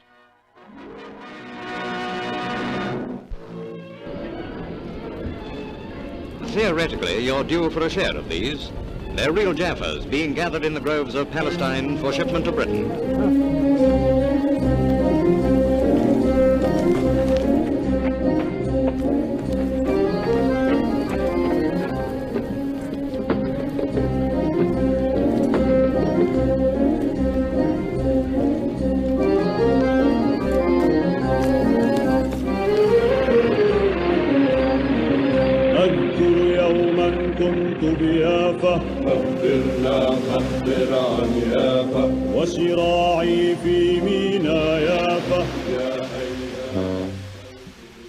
Most Palestinians were not aware at that time that they were about to become victims of ethnic cleansing.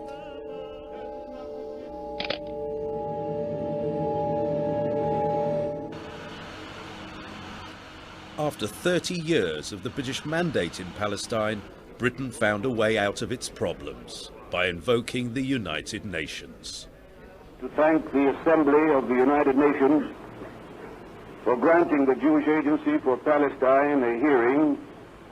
When we speak of a Jewish state, we do not have in mind any racial state or any theocratic state, but one which will be based upon full equality and rights for all inhabitants without distinction of religion or race and without domination or subjugation. The UN General Assembly held a session on November the 29th, 1947, with the sole task of adjudicating on the partition of Palestine. ثم هذه خريطة الأراضي. كما ترين اليهود لم يملكوا أكثر من 5.5% من مساحة فلسطين. However, the United Nations resolution granted them half of Palestine. It deliberately omitted the word Palestine from its text and made the establishment of an Arab state impossible, since Jaffa was cut off from the rest of the state and Gaza was separated from its agricultural areas. This was the draft resolution presented for voting. The resolution of the Dutch Committee for Palestine was adopted by 33 votes, 13 against, 10 abstentions. أمريكا بالأساس إذن وفي عهد ترومان هي التي صنعت هذا القرار ودفعت ثمنه عن طريق الضغط وعن طريق الرشاوي إلى عدد من مندوبي الدول، وقد اعترف مندوبو ليبيريا في إفريقيا والفلبين وغواتيمالا، عدد من الدول اعترفوا خطيا بمذكراتهم بالضغط الأمريكي عليهم أو على حكوماتهم للتصويت، بدل التصويت مع العرب أو التصويت أو الامتناع عن التصويت إلى التصويت مع القرار الذي أمريكا وضعته. Arab papers listed the countries that supported the UN partition plan. Arabs demonstrated against the resolution. It was unthinkable in the United Nations for any other place in the world that a national liberation movement would share the land with the settler community by dividing it. What was important for the Zionists in the United Nations Partition Resolution was that it provided Israel with international legitimacy, but they didn't care for the borders, or they didn't stop them from thinking how to dispossess the Palestinians. أرادوا ترسيخ المبدأ وهو مبدأ الدولة اليهودية. حالما رسخ المبدأ وقبل دوليا هم تكفلوا بالتفاصيل، ولذلك برأيي الترانسفير هو مترتب عن فكرة الدولة اليهودية في مكان لا يوجد فيه أغلبية يهودية، وبالتالي لا مجال لللف والدوران حول هذا الموضوع. قلتي دولة يهودية، قلتي ترانسفير. After the partition resolution, Britain announced that it was to end its mandate in Palestine on May the 15th of the following year, 1948. The Arab League decided to prepare the Palestinians for an armed struggle by training 3,000 volunteers in Syria. Speaking in the town of Ali in Lebanon, the Mufti Amin al-Husseini announced Arab countries will take upon themselves the liberation of Palestine. حاج أمين الحسيني في 37 طلع من هون 11 سنة أو 10 سنين ما كان في فلسطين، ما كان يعرف الوضع.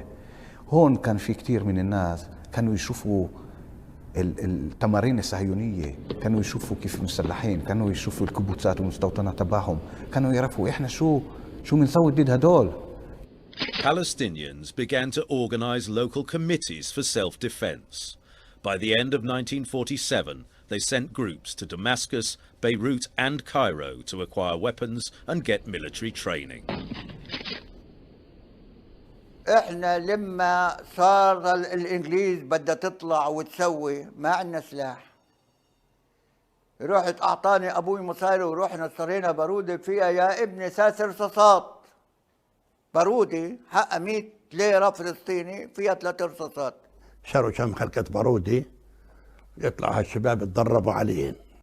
وصلنا لحد حماتة قالوا لي جرب لشوف حظك بتقوس او لا، في عمود هناك مسكت رصاص قوس اجت بالحديدة. طلقة تطلع طلقة تضل معصمة في جواها، جيبوا قضيب على الحديد يصيروا يدقوا بهالبشكل. طخوا كم رصاص وبلشت العام خلاص الفشل منا. By the beginning of 1948, and despite the presence of the British authorities in Palestine, the Jewish Agency was in practice in military and administrative control of Palestine.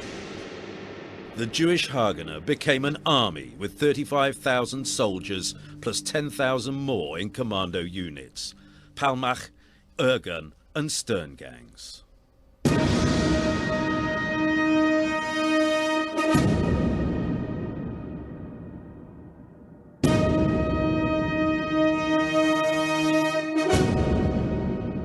On the other side, only 2,500 Palestinian revolutionary fighters remained after the British authorities smashed the Palestinian Revolution, as well as 4,000 Arab and Palestinian volunteers, known as the Rescue Army. They came into Palestine in groups, led by Fawzi al-Khawaja. In other words, up to May the 15th, 1948, each Palestinian or Arab fighter with his crude weapon had to face 6 well-trained Jews equipped with up-to-date arms, including an air force.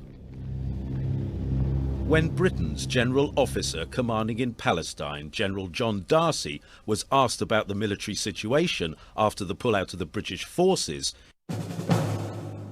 he said the Haganah would take over all Palestine. They could hold it against the entire Arab world.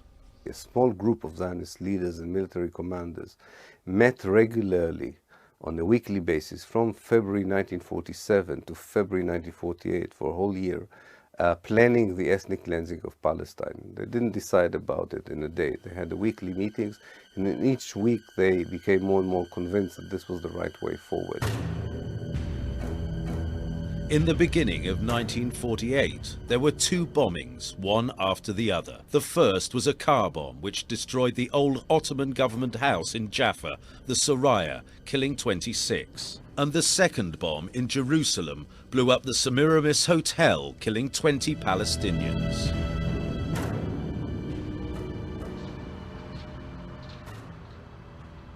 At the Middle East Centre at Oxford University, we found an important document. In this letter, dated January the 6th, 1948, the British High Commissioner for Palestine sent a letter to David Ben-Gurion, inquiring whether the Haganah had been responsible for the blowing up of the Semiramis Hotel.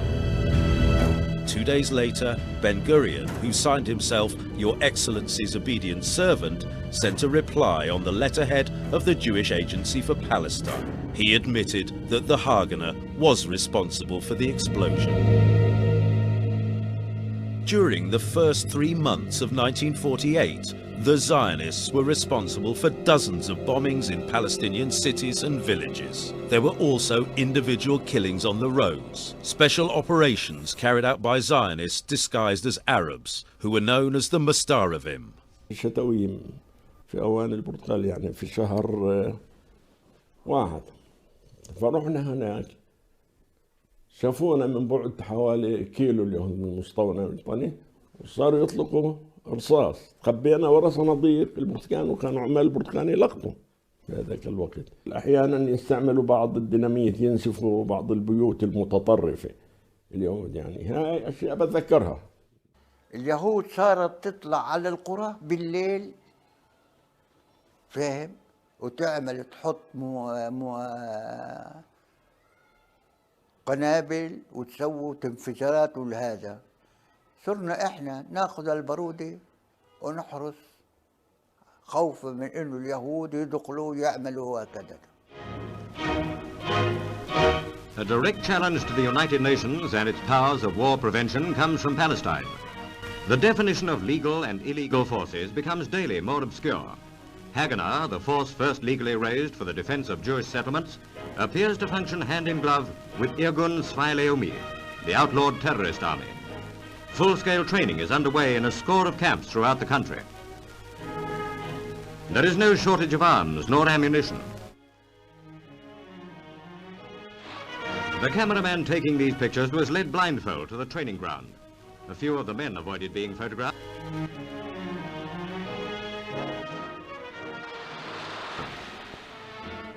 The Zionists developed flamethrowers and used them to burn down villages.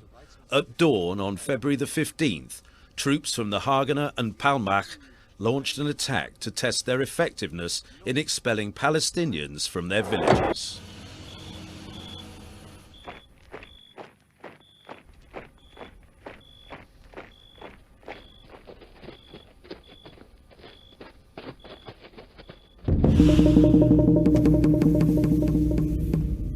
Yitzhak Rabin, the field officer of the Palmach, supervised the expulsion of 1,500 Palestinians from Caesarea near Haifa and the destruction of the village.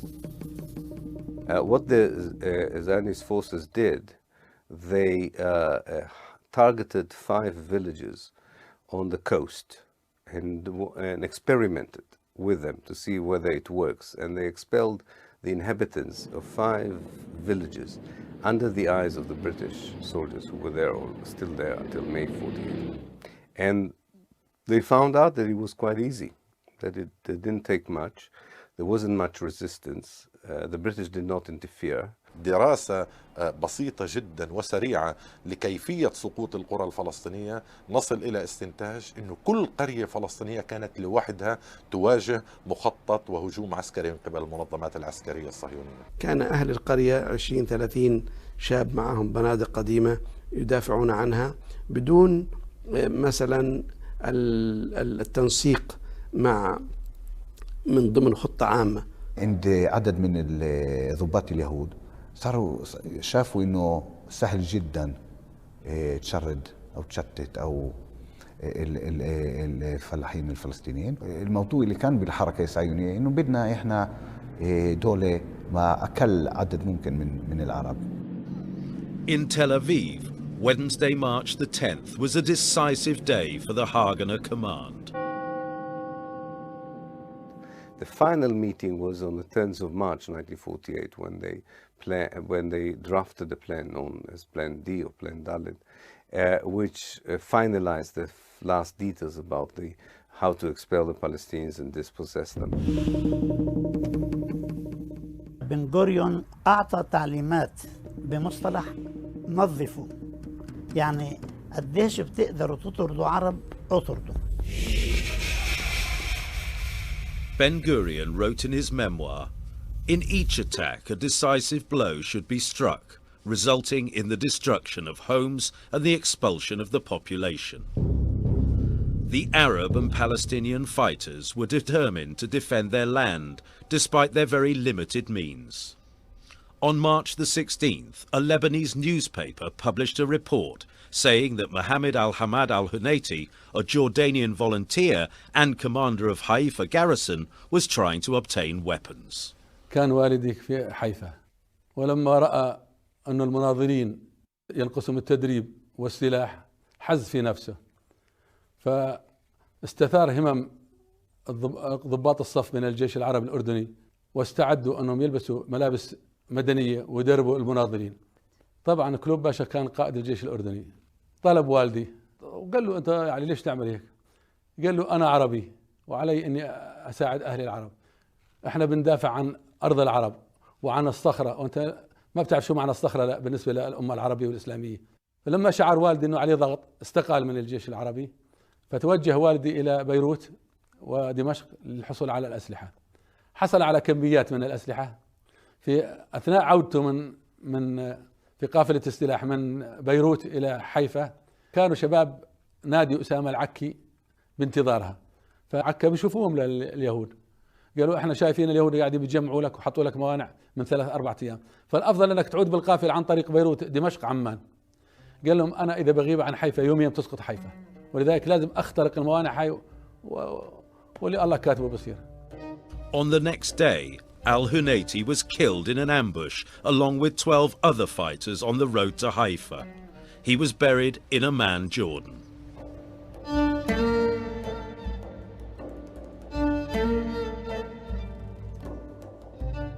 هلا طبعا السؤال ليش ما كان في عندهم اكثر سلاح؟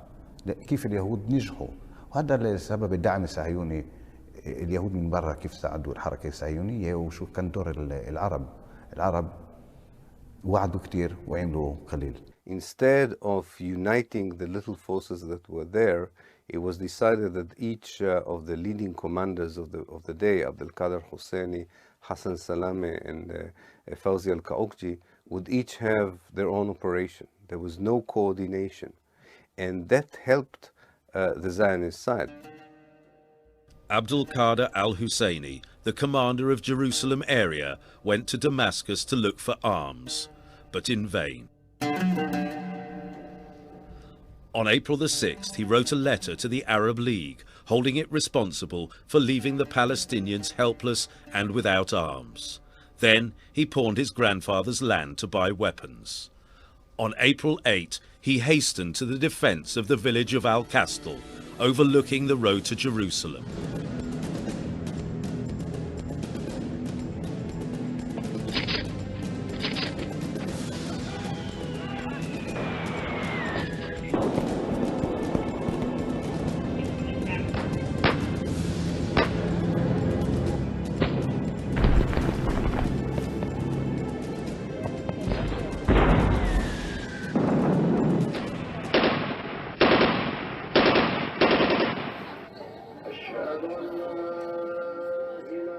In the battle for Al-Kastel, Al-Husseini was killed. On April 9th, as the Palestinians were carrying his body and those of his colleagues to be buried, the next phase of the Zionist military operation began. The aim was to expel the Palestinians from villages close to Jerusalem that were beyond the boundaries accorded to the Jewish state under the UN partition resolution.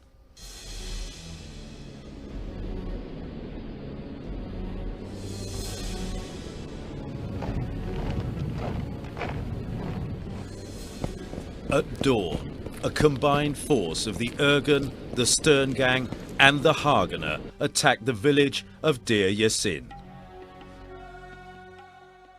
By noon, the Zionists had slaughtered 100 Palestinians.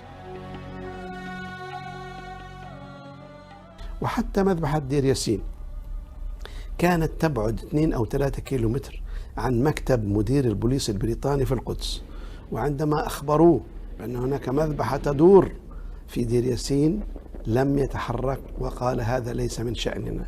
The British very sadly let down the Arab population. Of that there is no doubt. Because we were there, the Palestine police force, to police the country. The British troops were there to safeguard the people. But General Sir Hugh Stockwell, who was in command in Haifa, round about March 1948, he gave specific instructions that we were not to get involved in any activity at all. ما أظن أنهم كانوا مبسوطين مع هذه النهاية. كانوا يشعروا بشكل uselessness. بعض الشرطي الذي حكيت معهم قالوا لي في هذه الفترة قد نمشي في الشارع نرى الصراع بين يهودي وفلسطيني وإحنا زي ما كنش في المكان. The British Army started pulling out a month before the date set for the end of the mandate. As soon as they had departed, the Zionist forces took over. كان كامب الجيش البريطاني، وهذا الكامب كان سبب في خروج البلد أو القضاء على البلد، فكانت استلمته الإنجليز زي ما قلت لك، والإنجليز أجوا في الليل طلبوا من اليهود يستلموا الكامب، سلموه في الليل، فهذول أهل القرى القراب راحوا يستلموا المعسكر الكامب، ففاجأوا في اليهود.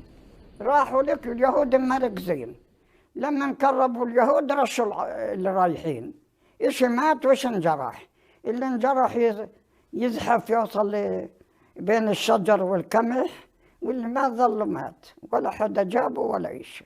بريطانيا أعطت سلاحها لليهود، كانت اليهود مدرعاتها دباباتها وأسلحها كلها سلمته اليهود وطلعت بريطانيا. سلموا لهم أو هم استلموا 2700 مبنى حكومي، 50 محطة قطار، و3000 كيلومتر من الطرق المعبدة، وعدة موانئ، وسلموا لهم 37 أيضا معسكر جيش بعضه ملآن بالأسلحة وقطع الغيار.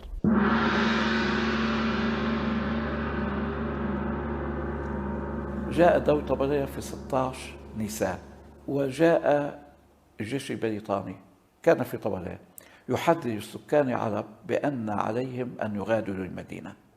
بعض السكان بدأوا بالمغادرة، بقي منهم عدد كبير للدفاع عن المدينة، ووالدي كان من العائلات الفلسطينية التي بقيت ورفضت أن تخرج من المدينة في 16 شهر و17 شهر. فجاء ضابط بريطاني إلى والدي باعتباره قسيس، أنه يا قسيس عليك أن تغادر المدينة حتى يغادر أبناء الطائفة المدينة. فقال والدي لا، لن أغادر، هذه بلدي وفلسطين بلادي وأريد أن أبقى حيث أنا. وقال الضابط حجة الزعم المألوف أن اليهود لهم حق بفلسطين.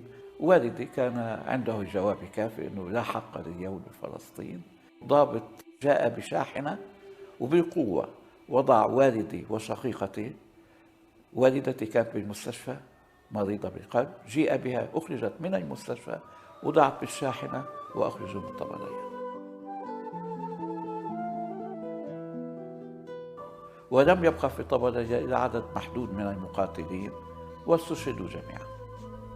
The British Army completed its withdrawal from the Tiberias on April the 18th after forcing out 5,000 of its Arab inhabitants. The Zionists took it easily the following day. شاهدت بأم عيني كيف كانت العبارات البريطانية تنقل الفلسطينيين من حيفا إلى عكا. عملية ترحيل الفلسطينيين شاركت بها القوات البريطانية. In Haifa, the British Army completed its withdrawal at noon on April the 21st. On the same day, it was stormed by 5,000 fighters from the Haganah.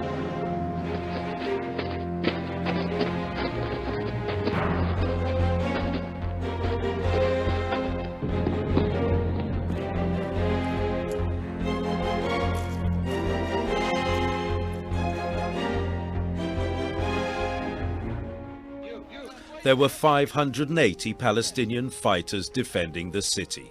60 of them were killed, and those who remained withdrew within 2 days. احنا ظلينا لما حيفا سقطت. لما سقطت حيفا كانوا إذا يعني الرئيسية سقطت، الراس سقط، واحنا شو بدنا نضل نسوي هان عشان طلعت العالم.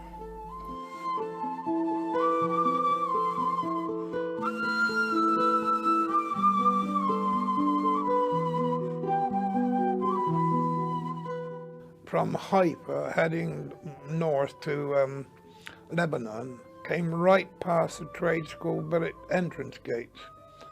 And it was a sad sight to see many poor Arabs, some with pickup trucks, cars, beds on the top, some on foot, never-ending stream of Arabs coming out of the city. The Jews to drive a lot of the Arabs out of Haifa. Very sad sight. We could have stopped all that. There was no doubt about that. We had the armour to do it.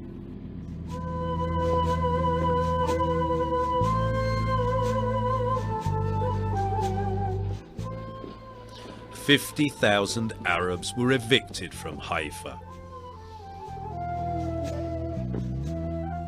This is a memorial erected by the Israelis commemorating what they refer to as the battle to liberate Haifa. At the same time, the Palestinians were still resisting in Jaffa.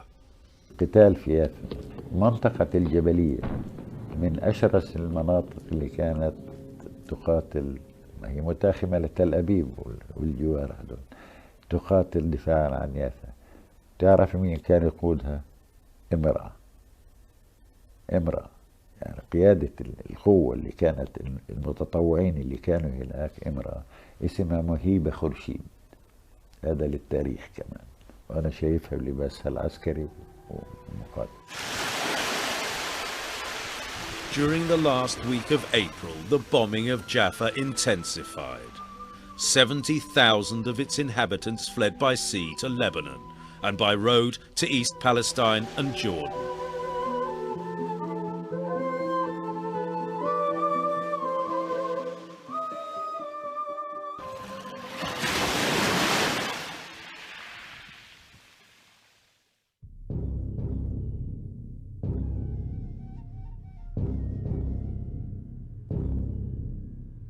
the Zionist forces held all Palestinian males between the ages of 10 and 50 in temporary detention camps. They executed some of them on the spot to terrify the rest, then transferred them to central detention camps.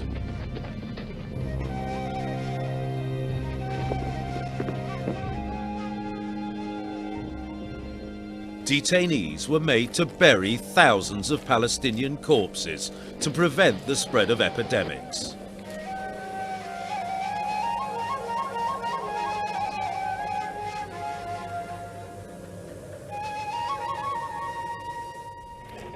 They were also forced to ransack the contents of Arab homes and transport the goods for the Zionists.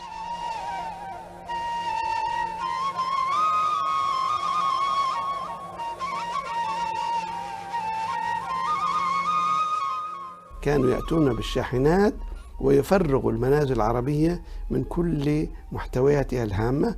يعني من مفارقات القدر أنه كانوا يأخذون المكتبات الهامة زي مكتبة السكاكيني ونقول زيادة وحتى المكاتب العادية، وتؤخذ إلى حيث تودع اليوم في المكتبة الخاصة بالجامعة العبرية في القدس. مئات المكتبات الفلسطينية لأبرز الأعلام الفلسطينية من مخطوطات وسيرة ذاتية وكتب أخذت هذه الوثائق ووضعتها في أرشيف خاص يحمل اسم القوة خاصة الهجنة.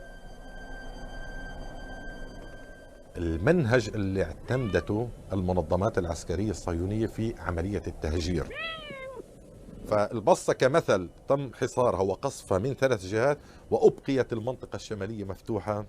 طبعا والشاطر يفهم المقصود انه المنطقة الشمالية مفتوحة، شو بنقدر نوقع احنا ضحايا بيكون منيح، نعمل ترويع وتخويف للسكان. وهذا اللي صار مع أهل البصة، انه بنتيجة الحصار والقصف بالطائرات والمدفعية وعملية تهجير السكان صارت بالألف. اللي ما قدروا يهربوا تخبوا في كنيسة البصة، وبعد ما دخلت قوات الهجنة على البصة أخرجوا 4 وتم قتلهم، شباب وصبايا بجيل 14 وال15، والبقية قاموا في ترحيلهم.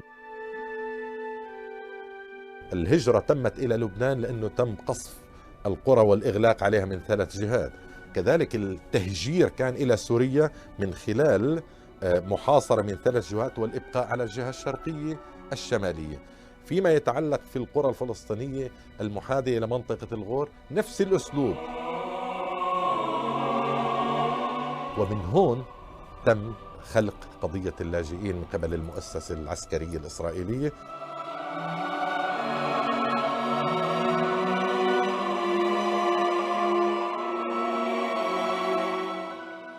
It happened many times that the Israeli very holy soldiers took 10 of the youngsters in the middle of the village, shot them just in order to kill them, in order that all the others will see it and run away.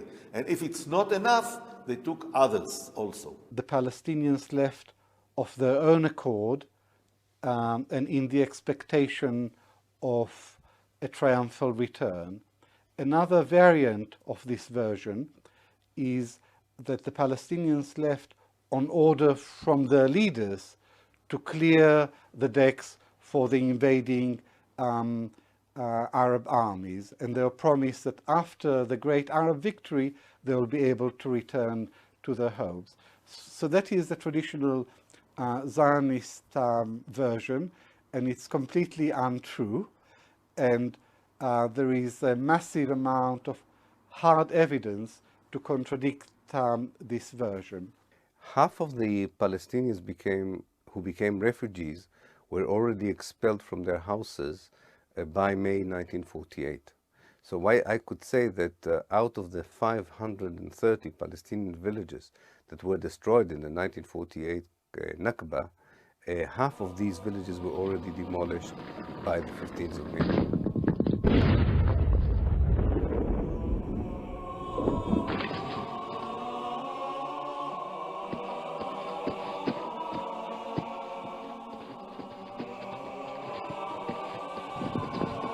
Ethnic cleansing is an ideology that wants to get rid of one ethnic group in its entirety from the place where it lives. The second stage of ethnic cleansing is to erase these people from the place's history. So it's also a cultural act of erasure, of wiping them out of history, out of memory. And the third stage is to make sure that they will never come back. Most historians focused on the official phase, but the collapse of Palestine really took part in the first half of 1948.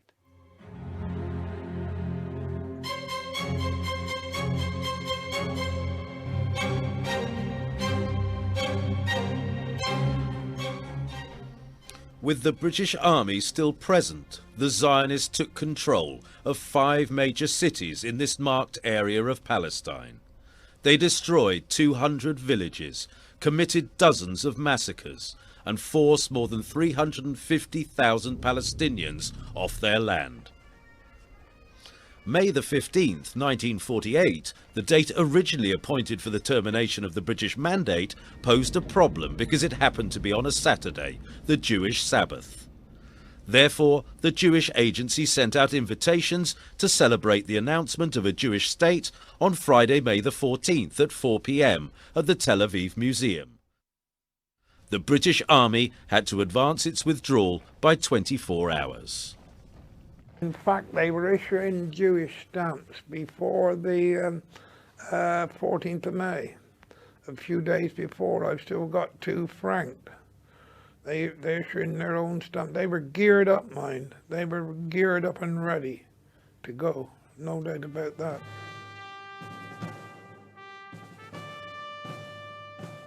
On May the 14th, in this house in Jerusalem, the last British High Commissioner, Alan Cunningham, signed the document terminating the British Mandate of Palestine after 3 decades.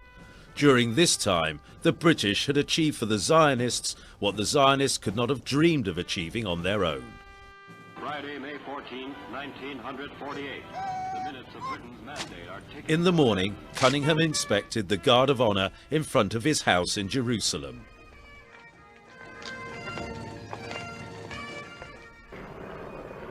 Then he flew to Haifa.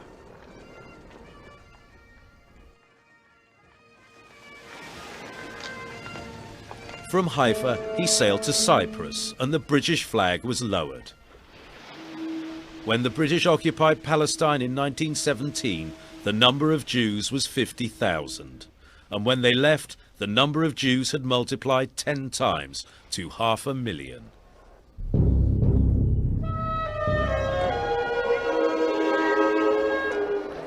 Ben-Gurion arrived at the ceremony.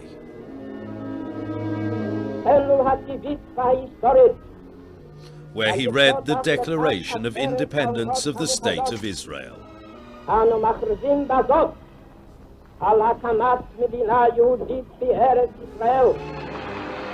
This event was referred to as the Declaration of Independence, as if the State of Israel had existed before that date.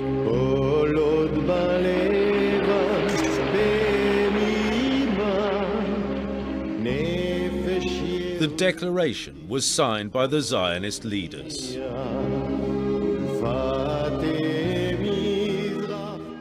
Behind Ben-Gurion hung a photo of Theodor Herzl, who had written his book, The Jew State, in 1896. The flag of Israel was raised, the very same flag that had been raised at the settlement of Rishon LeZion in 1885. Since Zionism is a dynamic movement, they knew that there was no finality about the borders then.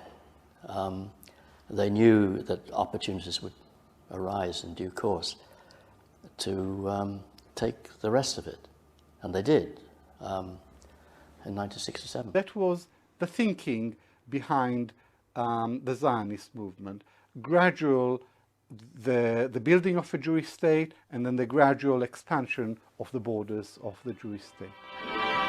Israel, they have named their state, and the new citizens of Israel cheer the men who have signed the Jewish Declaration of Independence. They leave the hall, Ben-Gurion first. Then Goldie Meyerson, woman member of the new Council of State, and Foreign Minister Moshe Sheftok. Chaim Weizmann becomes Israel's first president. Minutes later, the text of the American document that recognized the existence of a new Jewish state was amended to become the recognition of a state called Israel.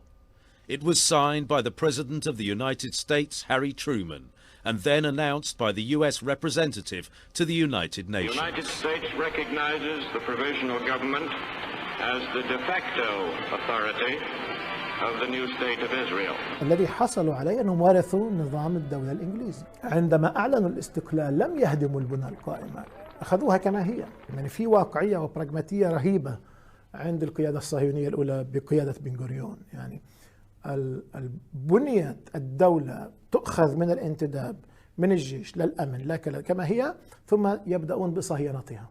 عندما تم الإعلان عن إقامة الدولة العبرية في تل أبيب مباشرة كانت المؤسسات تعمل في القدس الغربية، سواء كانت عن طريق البنوك أو مؤسسات الطابو أو مؤسسات السياسية أو المؤسسات البلدية. لو كان شخص يهودي يعيش في تل أبيب في يوم 15/5 أي ثاني يوم بعد ما أعلن الدولة، أذهب إلى مكتبي إذا كنت أشتغل في دائرة الصحة وأجد كل السجلات موجودة وكل الأعمال موجودة، ومكتبي كما هو ناقصا شيئا واحدا فقط، وهو أن زميلي الفلسطيني قد هجرناه وطردناه من وطنه. ولذلك استلموا دولة كاملة. ولذلك أنا بقول أنهم استلموا إسرائيل instant state، دولة جاهزة ناقصا أهلها الطبيعيين. The British did not allow the Arab forces to enter Palestine until after their departure. On May the 15th, Arab forces entered the country from the borders of Jordan, Lebanon and Egypt with the declared objective of liberating Palestine.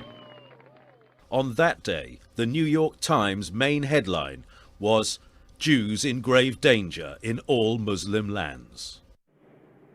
I've come back to the United States to tell Jews in the United States how the state of Israel has been formed. The Jews are holding their ground in the country in spite of the fact that they have been outnumbered by the Arabs, and the Arabs have come much better equipped with heavy arms than the Jews have in their possession. The reason is a simple one. Jews who are fighting in Palestine, the state of Israel, are fighting for the only thing that they have in their possession. It means life or death to them. Arabs who are invading Palestine from the Arab states have not that vital interest in this war. The Jewish forces in 1947-48, they were far stronger, even far more numerous, actually, than the combined Arab armies. They were a highly prepared, highly dedicated, well-armed fighting force, which was superior to all the Arab armies combined, except perhaps one army, which they didn't really take on and they made a deal with, really. I'm talking about the Jordanian army. في الحقيقة الجيوش العربية السبعة التي دخلت فلسطين في البداية لم تكن يزيد مجموع أعدادها عن 24,000 جندي، وهذه مأساة أن كل الجيوش العربية التي شاركت لم تكن لتصل إلا لثلث أعداد اليهود العسكريين المدربين المستعدين للقتال. الجيوش العربية لم تكن معدة، لم تكن مستعدة، لم تكن منظمة، لم يكن هنالك القيادة الموحدة بقيادة الملك عبد الله كانت تعمل في جانب والآخرين يعملوا بجانب آخر. الجيش العراقي يتلقى تعليماته من بغداد. Was in fact one of the most bitterly divided, disorganized and ramshackle coalitions in the history of modern warfare. الحركات الصهيونية في المنظمة الصهيونية تلك الفترة كانت تملك قرارها، العرب لم يكن يملك قرارها. الحركة الصهيونية في تلك الفترة كان عندها أسلحة متطورة جدا وعندها مصانع سلاح في فلسطين، نحن لم يكن لدينا شيء من هذا. الحركة الصهيونية والمنظمة الصهيونية في تلك الفترة كان عندها امتداد عالمي كانت أمريكا تقف إلى جوار، كان حتى السوفيت يقف إلى جواره، وما كانت بريطانيا وكل العالم، نحن لم يكن يقف إلى جوار الحد. يعني بكل المقاييس كانت المعركة تسير في صالح المنظمة الصهيونية. 2 days after the Arab forces entered Palestine, it was Acre's turn to face the onslaught. جاءوا اليهود واحتلوا تل نابليون، ومن هذا التل بدأوا يطلقون نيرانهم على البلدة القديمة. كنا ننتظر مجيء النجدة العربية، لم يأتي أي أحد. Acre fell and 10,000 of its inhabitants were expelled. إجا عنا يوم من الأيام مجيد بيك أرسلان، قالوا له يا بيك يا باشا صفت سقطت وعكا سقفت، وإحنا قعدنا بالنص هون، وإحنا ما في عنا سلاح ولا شيء، شو بقولنا؟ قال ما كنت متأمل من أهالي ترشيحة أسمع الكلام هذا، والله عندما تسقط بيروت تسقط ترشيحة. راحوا اللي هو بعث لنا أنت تانك رايفل، هذول 2 مدفعية من أيام 6 مدورين معهم كل واحد رصاصة. قال هذا بخسيس من الدولة اللبنانية وهذا بدنا حقه، فهم؟ ظلوا على الشارع، أخذتهم اليهود. في بيجوا عراقي لعنا، فاهم؟ ضابط اسمه جاسم قال له يا ابو سامي بتعرف شو بيقولوا بالعراق اليوم؟ قال له شو؟ قال له لما بيقولوا دخلنا ترشيحه بيهللوا بكبروا، لما دخلنا عكا بيهللوا بكبروا، لما بفلان كنا بكبروا. بيعرفوش احنا ما احتلناش ولا مستعمره. انا راي على العراق، ان كان بدهم يقاتلوا والله جاي اقاتل، كان بدهم يقاتلوا في عندنا اكل بناكل هناك. احنا قانون الدول العربية عمي، ما طلعنا احنا.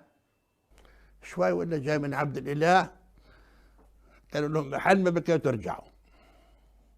رجعوا صاروا مثل شيء والله يعني كيف من هالتراب ويعرفوا عروسهم. الجيش العراقي خياني خياني خياني خياني. أنا مضيت معظم الوقت مع الجبهة الأردنية، كنت أطل على الجبهة العراقية ورحت على الجبهة المصرية. بيقدرش الواحد يقول عنهم شيء، وبالعكس ناس حماسهم قوي وعملهم قوي، لكن للأسف وعدائهم للعدو حقيقي، وعدائهم لقيادتهم الإنجليزية اللي على مستوى كتيبة وسرية، وهذا كمان خصوصا الجيش الأردني كبيرة.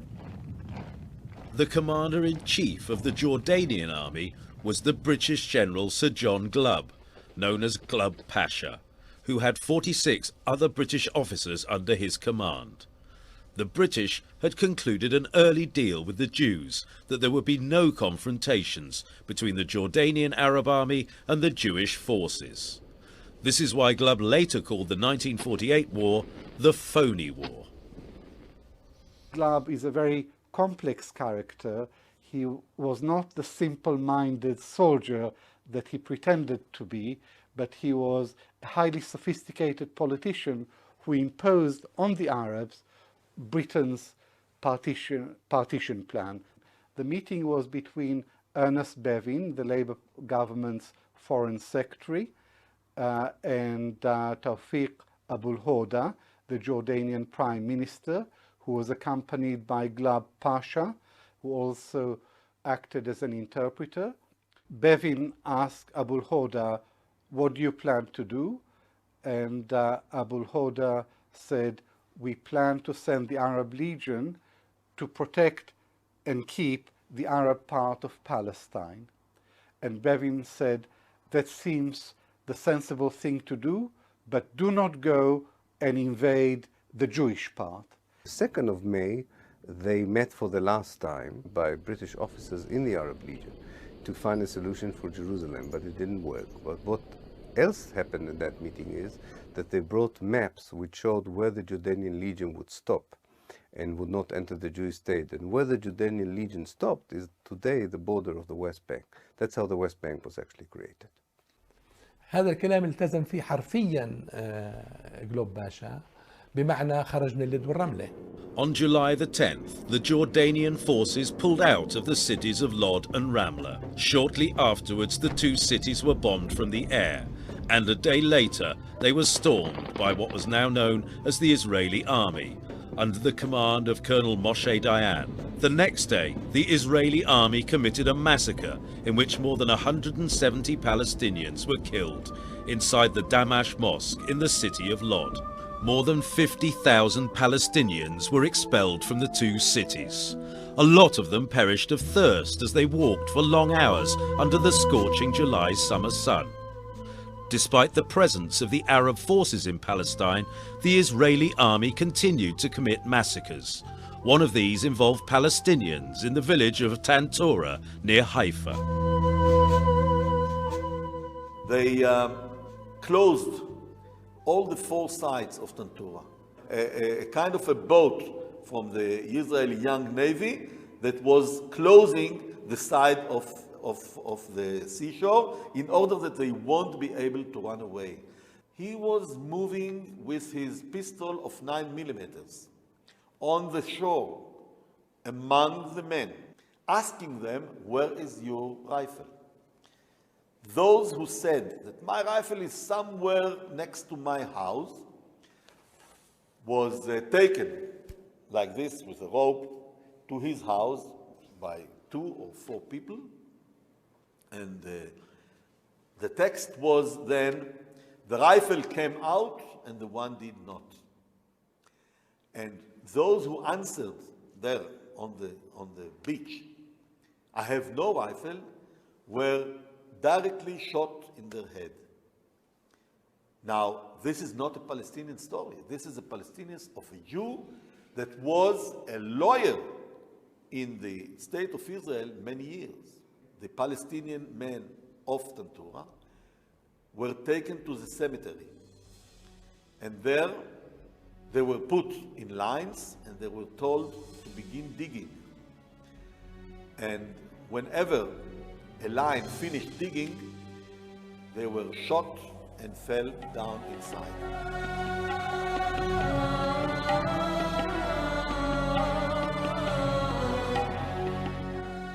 There was no worry on the Zionist leadership side that the soldiers will not understand what is expected of them, because they already dehumanized the Palestinians in their thinking and perception long before the operations themselves began.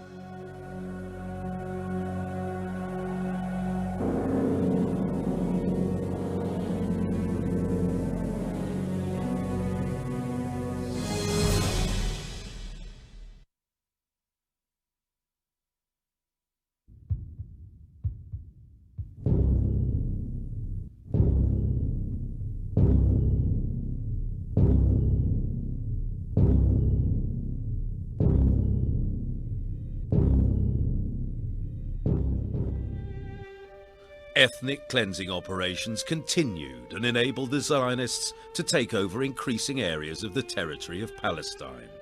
By the end of July 1948, more than 400,000 Palestinians were expelled from their lands. ما شفتها هي اللي صارت، قالت لي يا ابو نبيل تبكي انت تبع الكرم، انت كذا انت كذا. اخذت رغيف الخبز واكلته ناشف. احنا ذقناها والله ذقنا مجاعة ليوم المجاعة. يعني السياسة كله كلام، تسمع فلان نعمل نسوي محاضرات على الفاضي. احنا ضاعت علينا فلسطين وضاعت.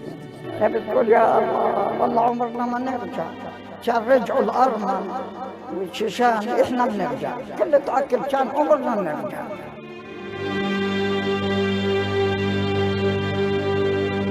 أمان الله ما زلنا عليك. احنا ذقناها والله ذقنا مجاعة ليوم المجاعة. قلت لها يا ام نصرات الله يطول عمرك اعطيني رغيف خبز، زعلان انا صرت ابكي. ما شفتها هي اللي صارت، قالت لي يا ابو نبيل تبكي انت تبع الكرم، انت كذا انت كذا. اخذت رغيف الخبز واكلته ناشف، سحبت حالي وتميت عارف ماشي. قعدنا تحت الشجر برام الله، لا اكل ولا شرب ولا شيء. بعض الناس باعوا الصوف اللي في الفراش اللي عندهم، حتى انهم بس يشتروا طحين وقمح. اخوي الاصغر كان عمره 3 سنين في ذلك الوقت، اسمه علي، مرض، لم نجد العلاج، مرض بسيط، سهل، توفي. شرينا جهاز تبعت السكر هذولا بحيث يدرك يا جني وبحيث يحمر. وخيطناهن زي بيت الشعر وقعدنا في الوعر. وين بدنا نقعد يعني؟ في المدينه او في القريه؟ والله كلش لا، قعدنا في الوعر. لا كلش يعني مره من المرات والله ما لقينا رغيف خبز ناكله. لا والله. راحت رحمه الله عليها صبحه اللي هي امي. في هالايام يعني في هالايام تلقت علج، تعرفين العلج؟ تجيبوا وتسلكوا وتعالوا تبنتوا الزيت مع راس البصل وناكله بدون خبز. انا بعشق الدغري. هذا اللي بك صار معنا في هالهجره.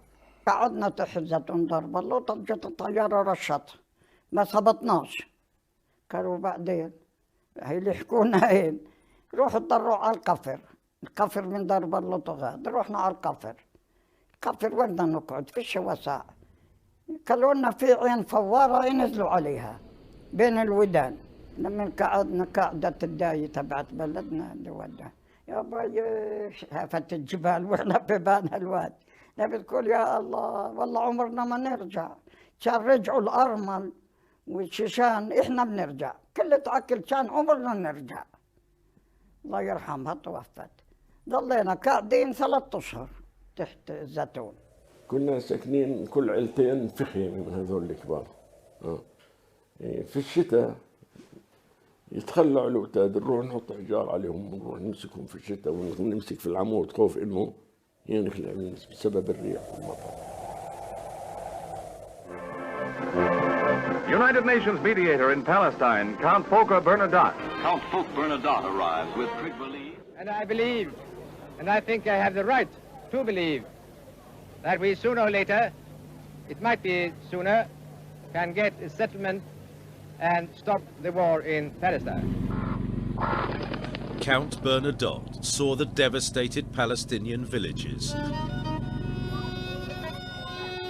and visited refugee camps in Palestine and Jordan. He witnessed the arrival of international aid and saw how the Palestinian people had become impoverished refugees, waiting in long lines for basic foodstuffs to help them survive: flour, sugar and milk.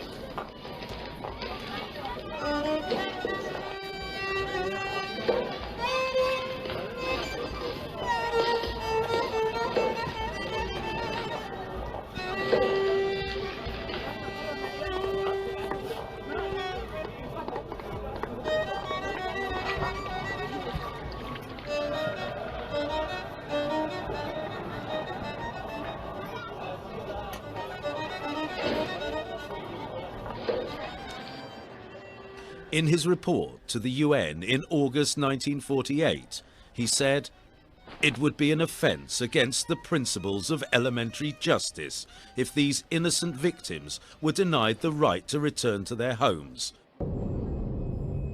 while Jewish immigrants flow into Palestine, and indeed at least offer the threat of permanent replacement of the Arab refugees who have been rooted in the land for centuries."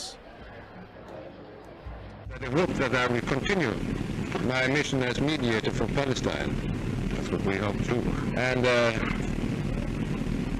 this is now a setback.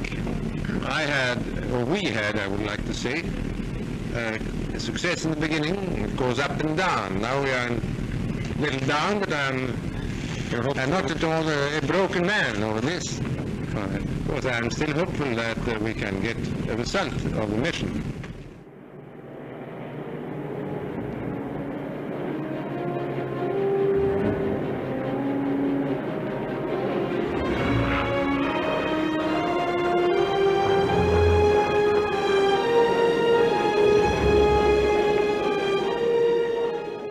كنا مستقبلينه، عندي صورة، كنا مستقبلينه في نفس اليوم على أرض مطار قلمدين، أنا وعارف العارف عبد الله التل، أنا الصحفي الوحيد في الصورة. الحقيقة اللي غطيت الخبر.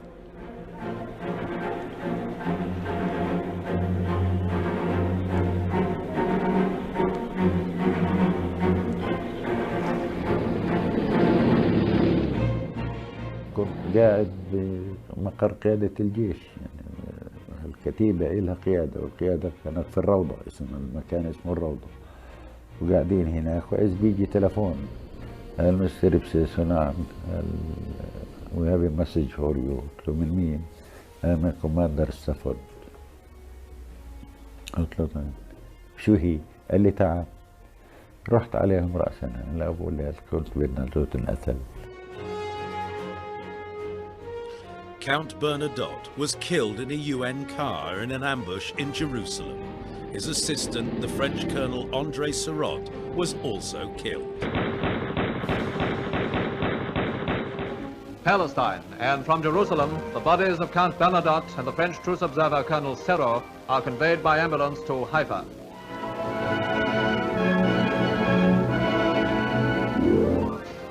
Guards of honor pay homage to the man whose murder by Stern Gang terrorists shocked the world.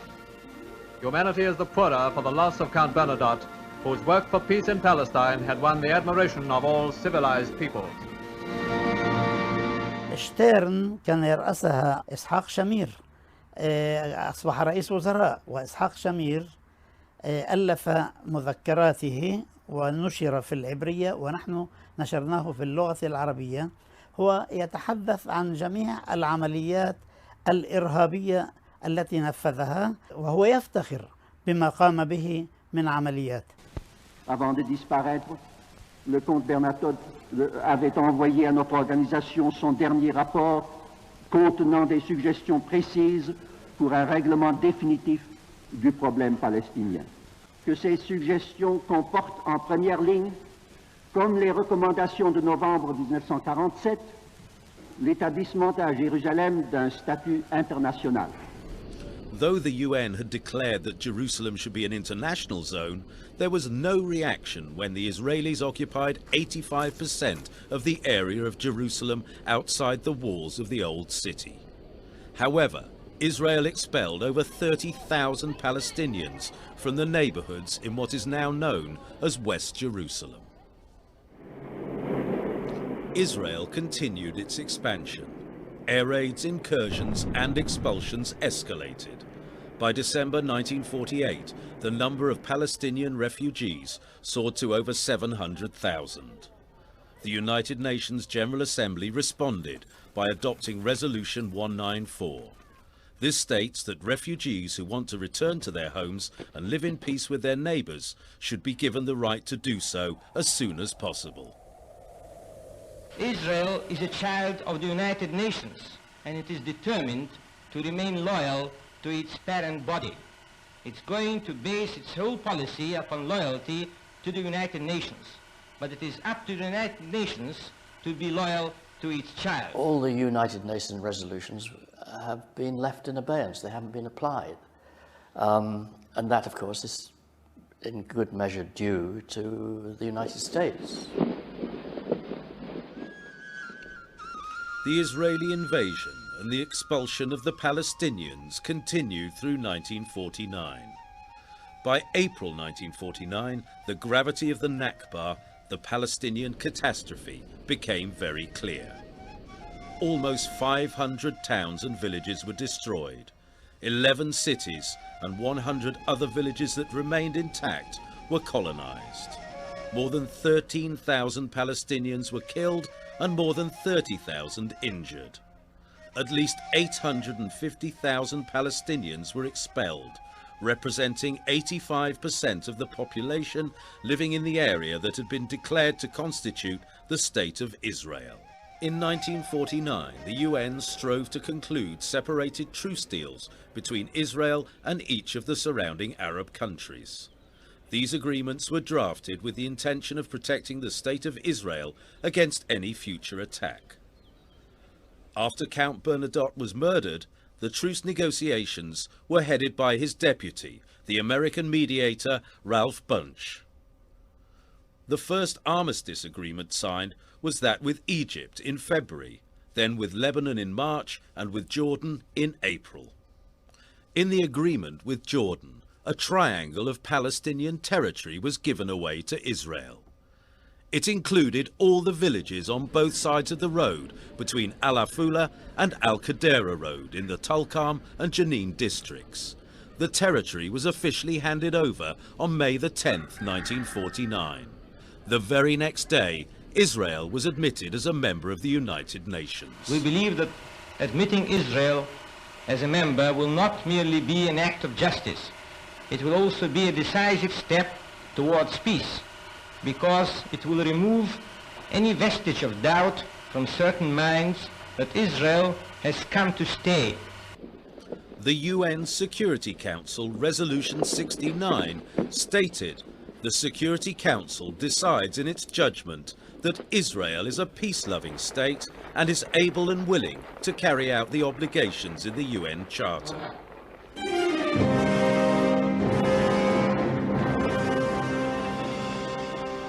The Arab delegates to the United Nations immediately walked out of the hall in protest against the resolution.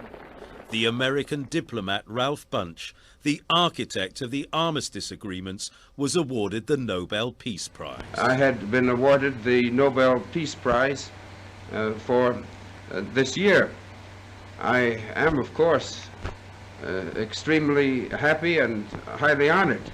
Whatever I was able to do in Palestine was a result of the fact that I was backed by the great international peace organization, the United Nations. Abba Eban, Israel's representative to the UN, declared, "There is no need to pursue peace. The armistice is enough for us. Peace would lead the Arabs to ask for a price, border changes or the return of refugees, or both." I wrote a very long book called The Iron Wall, Israel and the Arab World. But it has a very simple idea, or a very simple theme that emerges, and that is that Israel, throughout its history, has been all too ready, extremely ready to resort to military force, and remarkably reluctant to engage in meaningful diplomacy with its Arab neighbors. في نفس الأسبوع الذي وقع فيه بن غوريون اتفاقية الهدنة مع سوريا في 20/7/1949، في نفس هذا الأسبوع جمع 24 خبير في المساحة وفي التوراة وفي التاريخ وفي الجغرافيا، وقال لهم امسحوا كل آثار فلسطين وضعوا عليها أسماء عبرية، وانطلقوا في هذا الاتجاه، والخرائط الإسرائيلية لليوم تعكس هذا الكلام. The Israeli state split the remaining 22% of the land of Palestine into two separate parts.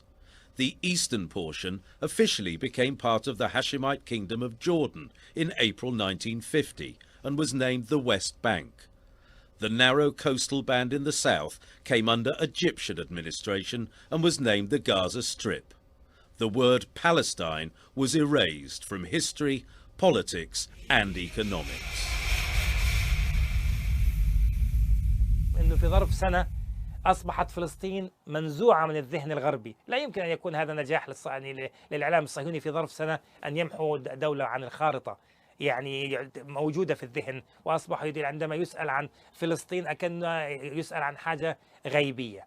هناك إرادة سياسية غربية منهجت عملية غسيل الدماغ للشعوب الأوروبية، وهناك دعم مادي غربي في هذا المجال، فتوافقت الحالتان، حالة في منهج صهيوني إعلامي ولكن أيضا في أرضية تقبل ساهم فيها السياسي الغربي في أن يقصر مسافة غياب فلسطين من الذاكرة الجماعية الغربية التي تعرفها، ووجود إسرائيل مباشرة في السنة التالية لإقام هذه الدولة.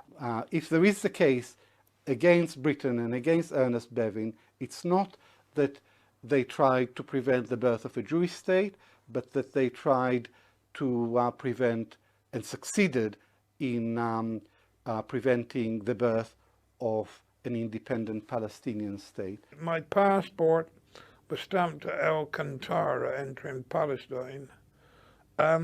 Officially, I never left Palestine. I officially entered it, and officially I never entered Israel, but I left it and stamped in the passport. هي لو الدول العربية ما تعمل حجز علينا بندخل احنا وبنعمل قلائل، ما نخليش اسرائيل تتأمن. احنا فلسطيني ممنوع كان يصل صيدا، اذا يوصلوا بالسلطة يحطوه بالحبس. فهمتي؟ الدول العربية الله لا يوفقه عمل حاجز على اسرائيل داير من دار.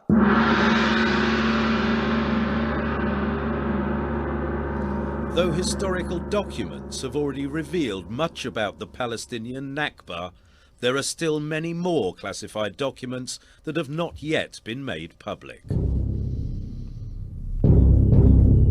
يقول البروفيسور إسرائيل شاحك أنه كل ما يتعلق بالنكبة الفلسطينية وكل ما يتعلق في موضوع التهجير القرى الفلسطينية في الداخل يعتبر من أشد أسرار الدولة صونا في الدولة الإسرائيلية.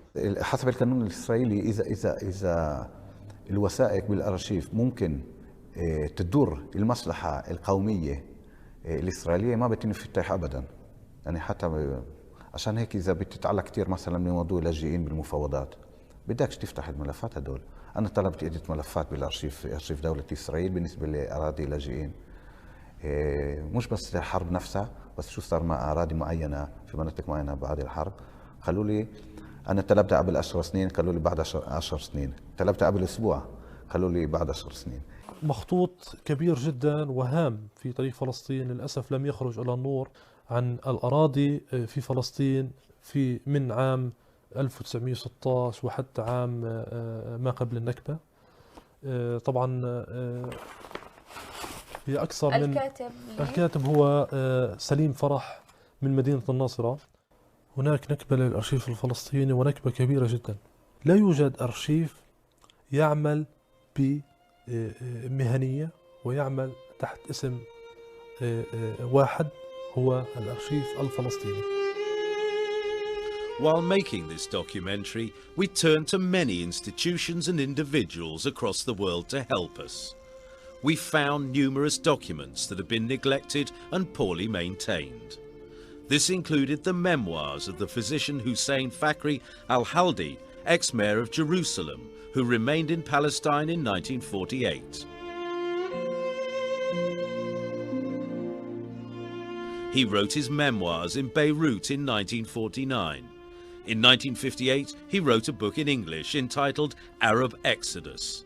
Neither of these two documents has been published.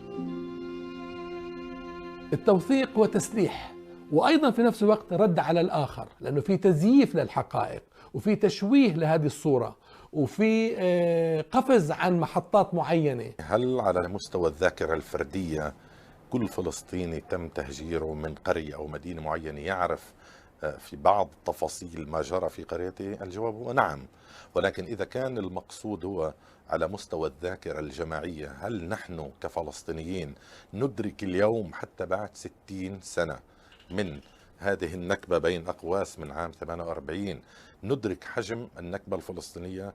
أنا أقولها بكل صراحة، نحن لا ندرك حتى اليوم حجم النكبة الفلسطينية التي ألمت بنا. الشعب العربي بما فيه المثقف العربي قليل المعلومات عن العدو، عن إسرائيل كدولة، كمخططات، كإرهاب، كحركة صهيونية، كنفوذ عالمي، كعلاقات مع دول العالم.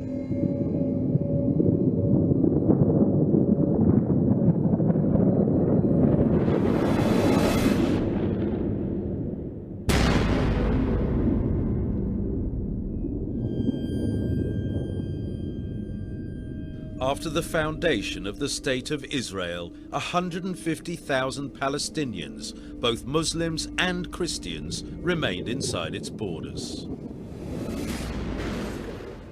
البقاء كان بالصدفة مش بطولة، واللي يعني هاجر 15% الذين بقيوا من الفلسطينيين أنا بعتقد مفارقات وليس بطولات. يعني غالب الحال إنه الضابط لم يهجر أو كذا، أو يعني أو في حالات فقر أكثر من تهجر، وفي حالات نضال وصمود، ولكن لا نستطيع القول إنه اللي هاجروا عن خوف واللي بقيوا عن بطولة، أبدا غير صحيح. القرار كان بالنسبة للناصرة كمدينة، وكان القرار لقدسية الناصرة للدين المسيحي وعلاقة بعض الناس للفاتيكان. كان في قرار من بن غوريون نفسه إنه لما تدخلوا على الناصرة تسووش إشي لحدا، يعني خليهم سالمين. لما احتلت ناصرة كان فيها آلاف من اللاجئين من القرى المجاورة، من صفوري ومن مجادل ومن معلول وإلى آخره، وهم كمان يعني ضلوا في المنطقة مأمنين. أما حسب القانون الإسرائيلي ما كان بإمكانهم يرجعوا على أراضيهم وعلى قراهم، وهم اللاجئين الداخلين في إسرائيل، لاجئي الداخل. This is the village of Sephoria today, just one among hundreds of destroyed Palestinian villages whose traces have been wiped away. Most of the inhabitants of Sephoria were forced to move towards Lebanon and Syria. A few moved to a neighborhood they called Al-Satafra in the city of Nazareth. This is less than 2 kilometers away from the lands taken from them, but they are not allowed back. Sephoria has been renamed Zippori. In northern and western Galilee, the Israeli army allowed some of the Christian and Druze villages to remain. This was a measure intended to foment sectarian feuds among the Palestinians. المحاولة كانت هي محاولة ضرب إسفين عندما توجهوا لبعض اللاجئين البصة من الطائفة المسيحية في العودة، وكانت هناك رفض مطلق من قبل أهل البصة المسيحيين، وكان موقفهم واضح جدا: يا نرجع إحنا وأهلنا المسلمين من البصة، يا ما بدنا نرجع في المرة. معظم أراضينا صودرت، ويعني شخصيا أسرتي فقدت مئات الدنومات من الأرض بعدة قوانين. هناك أكثر من 30 قانونا لدى الإسرائيليين كلها تؤدي إلى مصادرة الأرض. من طرائف هذه القوانين مثلا أنهم أرسلوا للمرحوم والدي ولأعمامي أمرا يمنعهم من دخول قطعة أرض للتدريبات العسكرية، وبعد 3 أعوام أرسلوا أمرا بمصادرة هذه الأرض. ذهب والدي وأعمامي إلى المحكمة، احتجوا، قيل لهم القانون يقول إن الأرض التي لا تزرع 3 أعوام تصادر. قالوا ولكن الذي منعنا من زراعة هذه الأرض 3 أعوام هو جيشكم، هذه أوامر الجيش. فقال القاضي بكل صفاقة: ارفعوا قضية على الجيش، هذا لا يعنينا. Mr. Sami Kamal Abdul Razak, Abu Nabil, remembers his home in Tarshiya in the smallest detail. He was 30 years old in 1948. His wife, Nabil, was 28. بيتنا في ترشيحة يا ستي مؤلف من طابقين، كل طابق في 4 غرف ومنافعهم واثنين قدامه. وأنا كنت زارع داني ومطلع على السطح، ولما بيجي برمضان أطلع، اسأل ابن نبيل، أطلع أحوش عنا، وبرمضان أنزل أحوش سين. إيه؟ شو بنعمل لك؟ إيش طلعنا ولا إشي. إيه؟ شو صار في البيت هلا؟ بعده ساكنين من أقرص 2 فيه، 3 عائلات.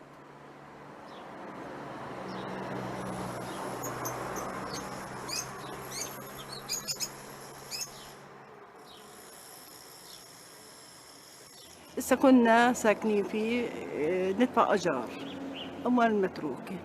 يوم إجوا قالوا بدهم يبدلونا، إحنا ما قبلنا نبدل بإقرض بالأرض هون بالدار.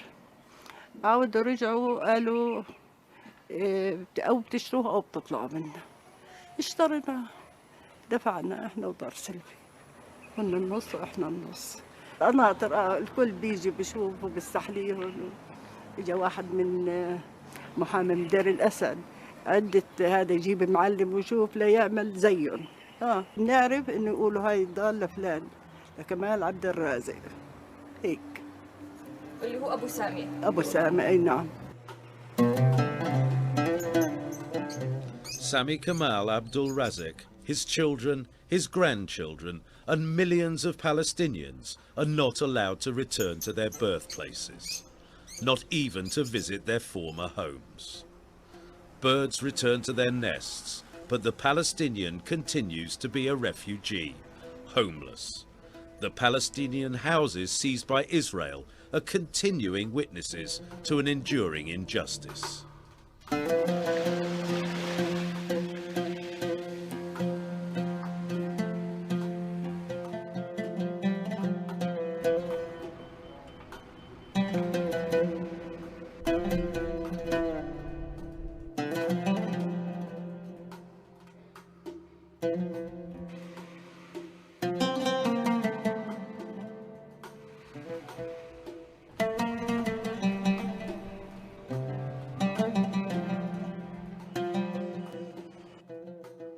The Institute for Palestinian Studies has recently documented the names and histories of all the devastated Palestinian villages that the third generation of refugees still refer to as their homes.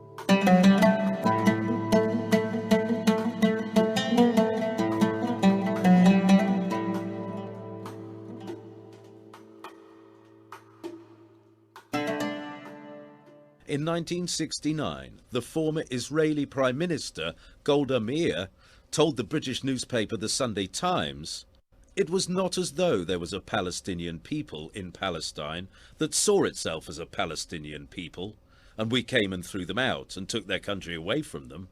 They did not exist." I'm from those who learned in the school that people with no land looked for a land with no people. So these people of here, what we call Palestine, maybe they were here, but they were no people. That's to say that 1,300,000 of people that were present here in 48 are either no people or were not here, and this was a kind of a mistake. And the 553 Palestinian villages that were totally destructed by the Israeli army didn't have any population, because no one until this very day changed this version of people without a territory were looking for a territory without people. إنكار ما جرى من حيث التهجير لعدم الرغبة بالاعتراف بحجم الجريمة. الاعتراف بحجم الجريمة له إسقاطات كبيرة. أولا على حجم التعويض الذي يجب أن يكون للفلسطينيين وحق العودة لهم. ثانيا أنا بعتقد إذا كان هنالك شخص ديمقراطي ليبرالي لديه مشكلة وجودية، أنه هو يستطيع أن ينظر ما شاء على حقوق الشعب الفلسطيني، ولكنه عندما ينظر يجلس على خرائب الشعب الفلسطيني. لديه مشكلة وجودية حقيقية وتناقض حقيقي ويحب أن ينكره. There was a machinery of denial, and that's why most Israelis did not know what happened. And those who did had a different mechanism. There was a mechanism of justification. They decided If our forefathers expelled the Palestinians, there was a good reason for this. And they were taught not to talk about it in public because it embarrasses Israel. تنكر إسرائيل أنها اقترفت أي جريمة. هنا مخيم برج البراجنة في بيروت، وكل المخيمات الفلسطينية تشهد كل يوم وعلى مدى 60 عاماً الماضية على جريمة استئصال الشعب الفلسطيني من رحم أرضه.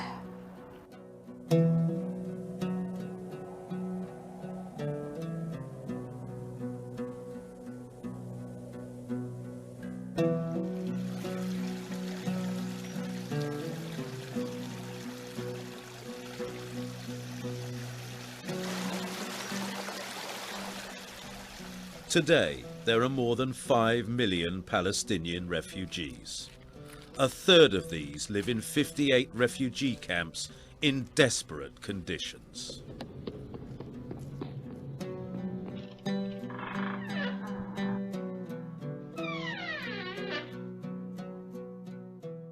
يعني السياسة كله كلام مسخرة، تسمع فلان نعمل بنسوي كله محاضرات على الفاضي.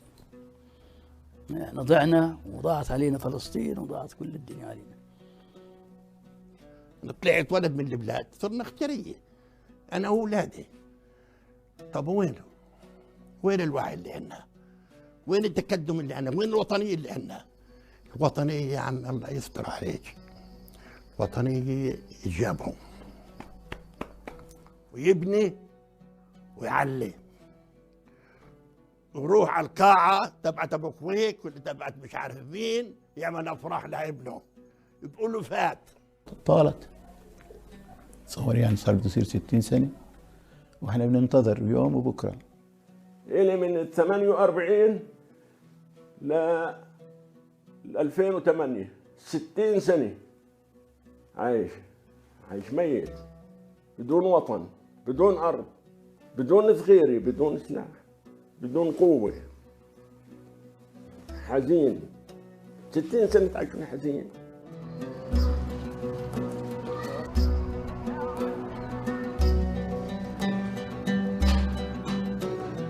بدون وطن لا يعني بضل منتقص، كرامته بضل منتقص.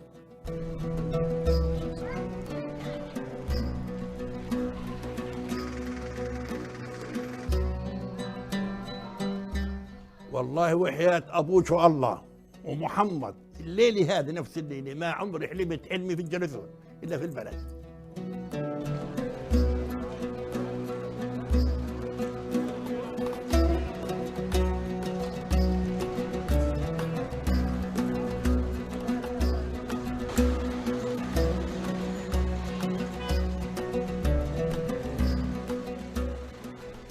اللي انولدوا برا ما لهمش وطن، بدهم يضلوا عايشين بدون وطن.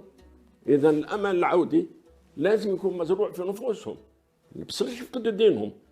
شو امله في الحياه الانسان بده يفقد دينه؟ ما لا وطن لا دين. هب جنة الخلد عدن لا شيء يعدل الوطن. لازم يكون في وطن للانسان. احنا فلسطينيين لنا ارض، لنا بيوت، لنا دور، ما احناش نوار الرحال.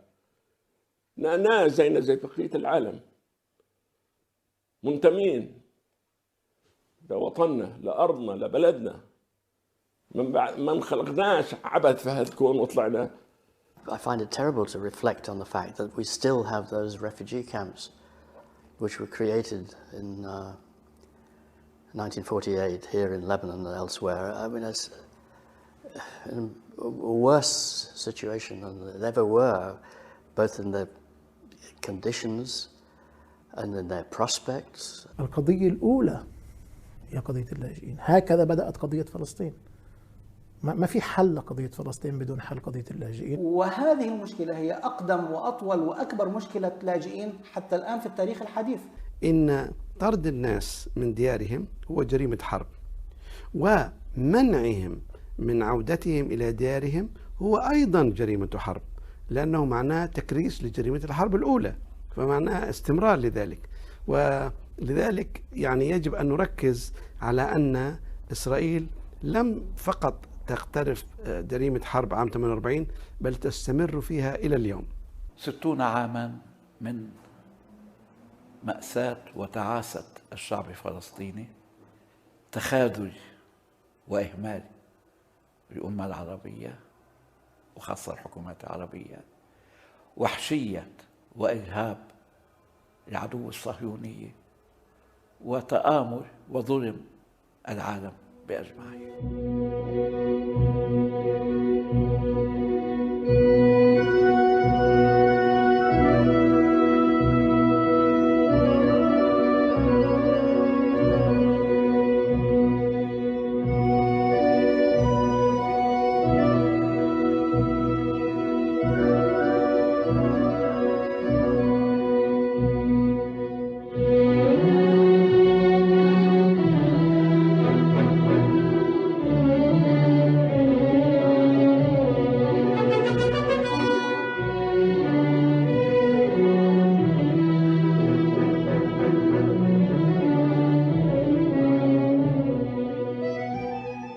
لم تسقط القدس عام 48 ولا عام 67 فحسب، تسقط القدس كل يوم في ظل سياسة إسرائيلية ممنهجة وغياب كامل للإرادة العربية.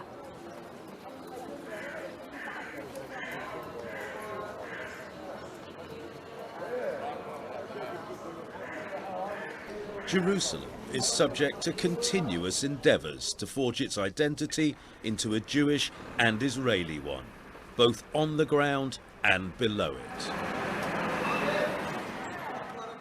نفق مفتوح، نفق مقترح تحت الإنشاء. طبعا الحفريات ليس من الناحية الجنوبية وأيضا من الناحية الغربية باتجاه الناحية الشرقية.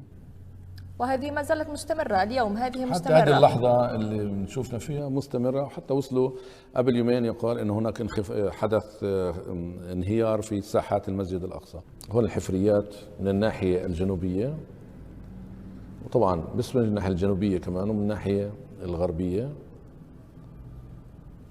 يعني الحفر هون. الآن عندما وضع مخطط 2020 أو مطلق 20 سنة 2020 وضعت مليارات الدولارات من أجل تثمينهم. هذا المخطط أولا ينظر إلى مدينة القدس كعاصمة أبدية للدولة العبرية بأقلية عربية لا تتجاوز 12%. نحن الآن كفلسطينيين 35% من المجموع العام للسكان. وينظر أيضا إلى الدولة إلى القدس بشكلها المستقبلي وليس هي الوضع الحالي. هو يتكلم عن ضم مستوطنات خارج حدود بلدية القدس، سواء كان من الناحية الشرقية أو الشمالية الغربية أو الجنوبية الغربية. طبعا الهدف منها هي إخراج التجمعات الفلسطينية للخارج وضم الكتل الاستيطانية اللي هي هذه اللي داخل حدود البلدية. بهذه العملية كم فلسطيني تم إخراجه؟ الجدار أخرج 125 ألف فلسطيني بضربة واحدة. المزيد من الأرض والأقل من العرب، هذا هو جوهر الفكر الصهيوني والسياسة الصهيونية. هل إسرائيل كتجسيد للفكر الصهيوني تخلت عن هذا الفكر بضرورة تهجير العرب من بلادهم؟ لم تتخلى. إذن عنصر المعادلة الأولى لم يتخلى، ما زال قائم. يبقى حول عنصر المعادلة الثانية ونحن، هل تغيرنا أم ما زلنا نحمل عناصر النكبة الآتية فيما يتعلق فينا نحن نكرر نفس الأخطاء. قبل 48 كانت حركة وطنية منقسمة إلى أحزاب تقوم على أرضية التنحر العائلي. اليوم عندنا حركة وطنية فلسطينية منقسمة إلى أحزاب تقوم على أرضية التناقض الأيديولوجي والتناقض على الصلاحيات والمصالح.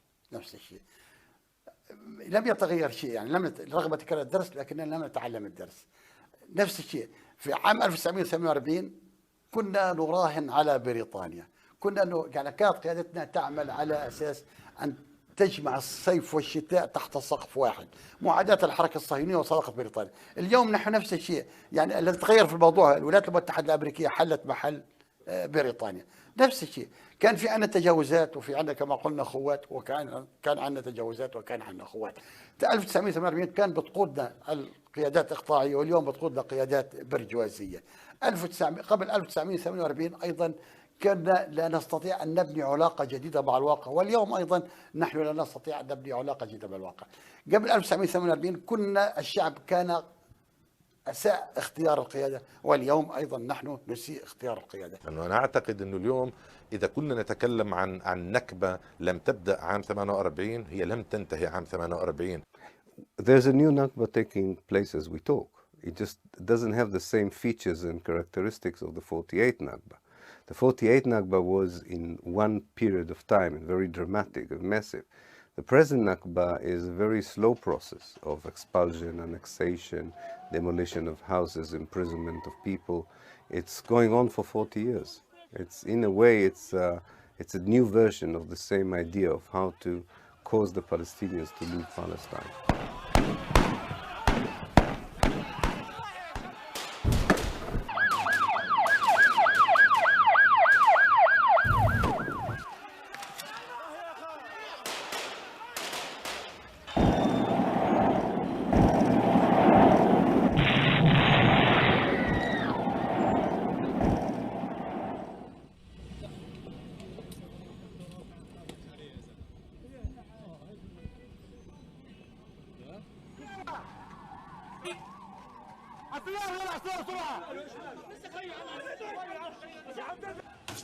If you take what's happening nowadays in the West Bank, in the Gaza Strip, just tell me how clean is the Israeli army and the Israeli rifles who are killing children,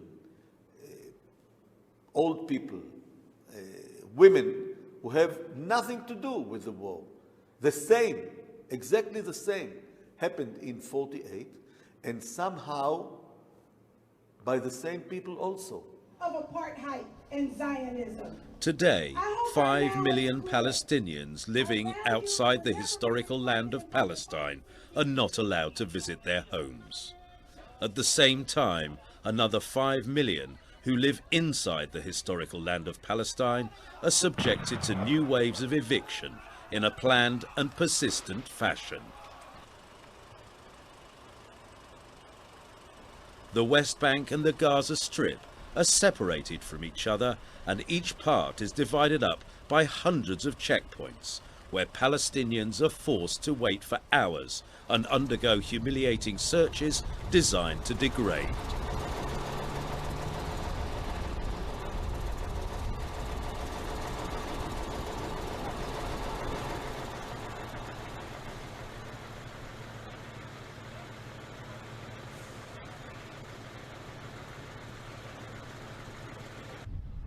This is how the inhabitants of a building in the city of Ramallah were forced to strip naked in public at gunpoint. Part of a psychological war aimed at making Palestinians feel that there is no safety or dignity for them in their own country.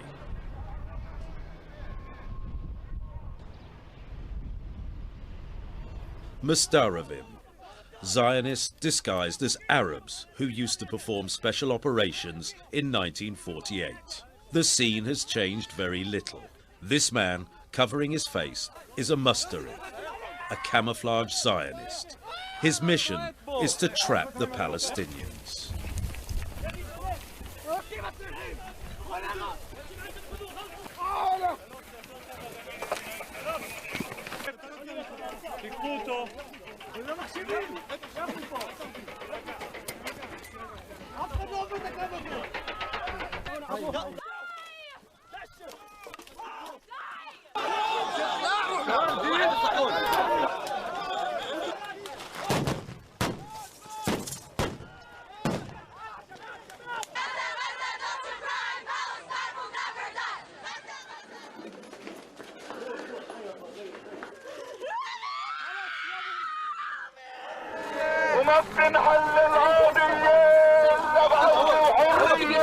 وحدة شعبك يا فلسطين تهزم كل المحتلين. لا بديل لا بديل حق العودة لا بديل.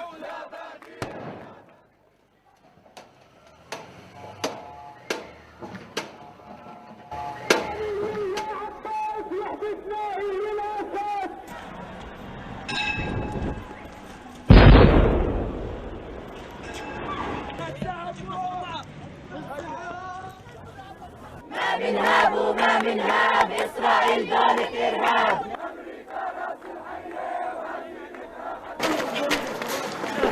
الله أكبر عليكم!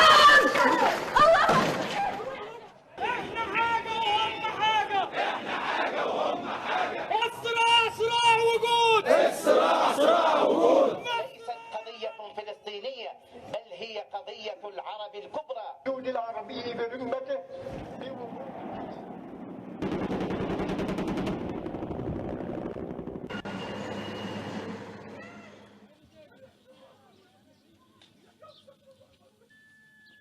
The story is not over. You have to see how the whole story would end. The ethnic cleansing operation continues, and the resistance to the ethnic cleansing operation continues. ما بني على باطل يكون باطلا أيضا. لا يقاس استرداد الحق على فترة معينة. كلمة دائما تقال وما زالت في محلها ولا أتردد في ذكرها: ما ضاع حق وراءه مطالب. المؤسسة الإسرائيلية دائما تتحفنا بالمفاجآت، وأنا لا ألوم من هو يخطط ويعرف أنه يخطط لمصلحة مشروعه، المشروع الفكري الذي يخدم ليل نهار. أنا ألوم أنفسنا ماذا نحن نفعل لكي نضمن عدم نجاح أي مخطط مستقبلي أو أي مشروع مستقبلي يمكن أن يكون أو أن يشكل بالفعل فصل آخر وجديد من فصول النكبة المستقبلية. رغم مرور هالعمر الطويل هذا لا يزال على ثقة تامة أن بقاء إسرائيل يستحيل،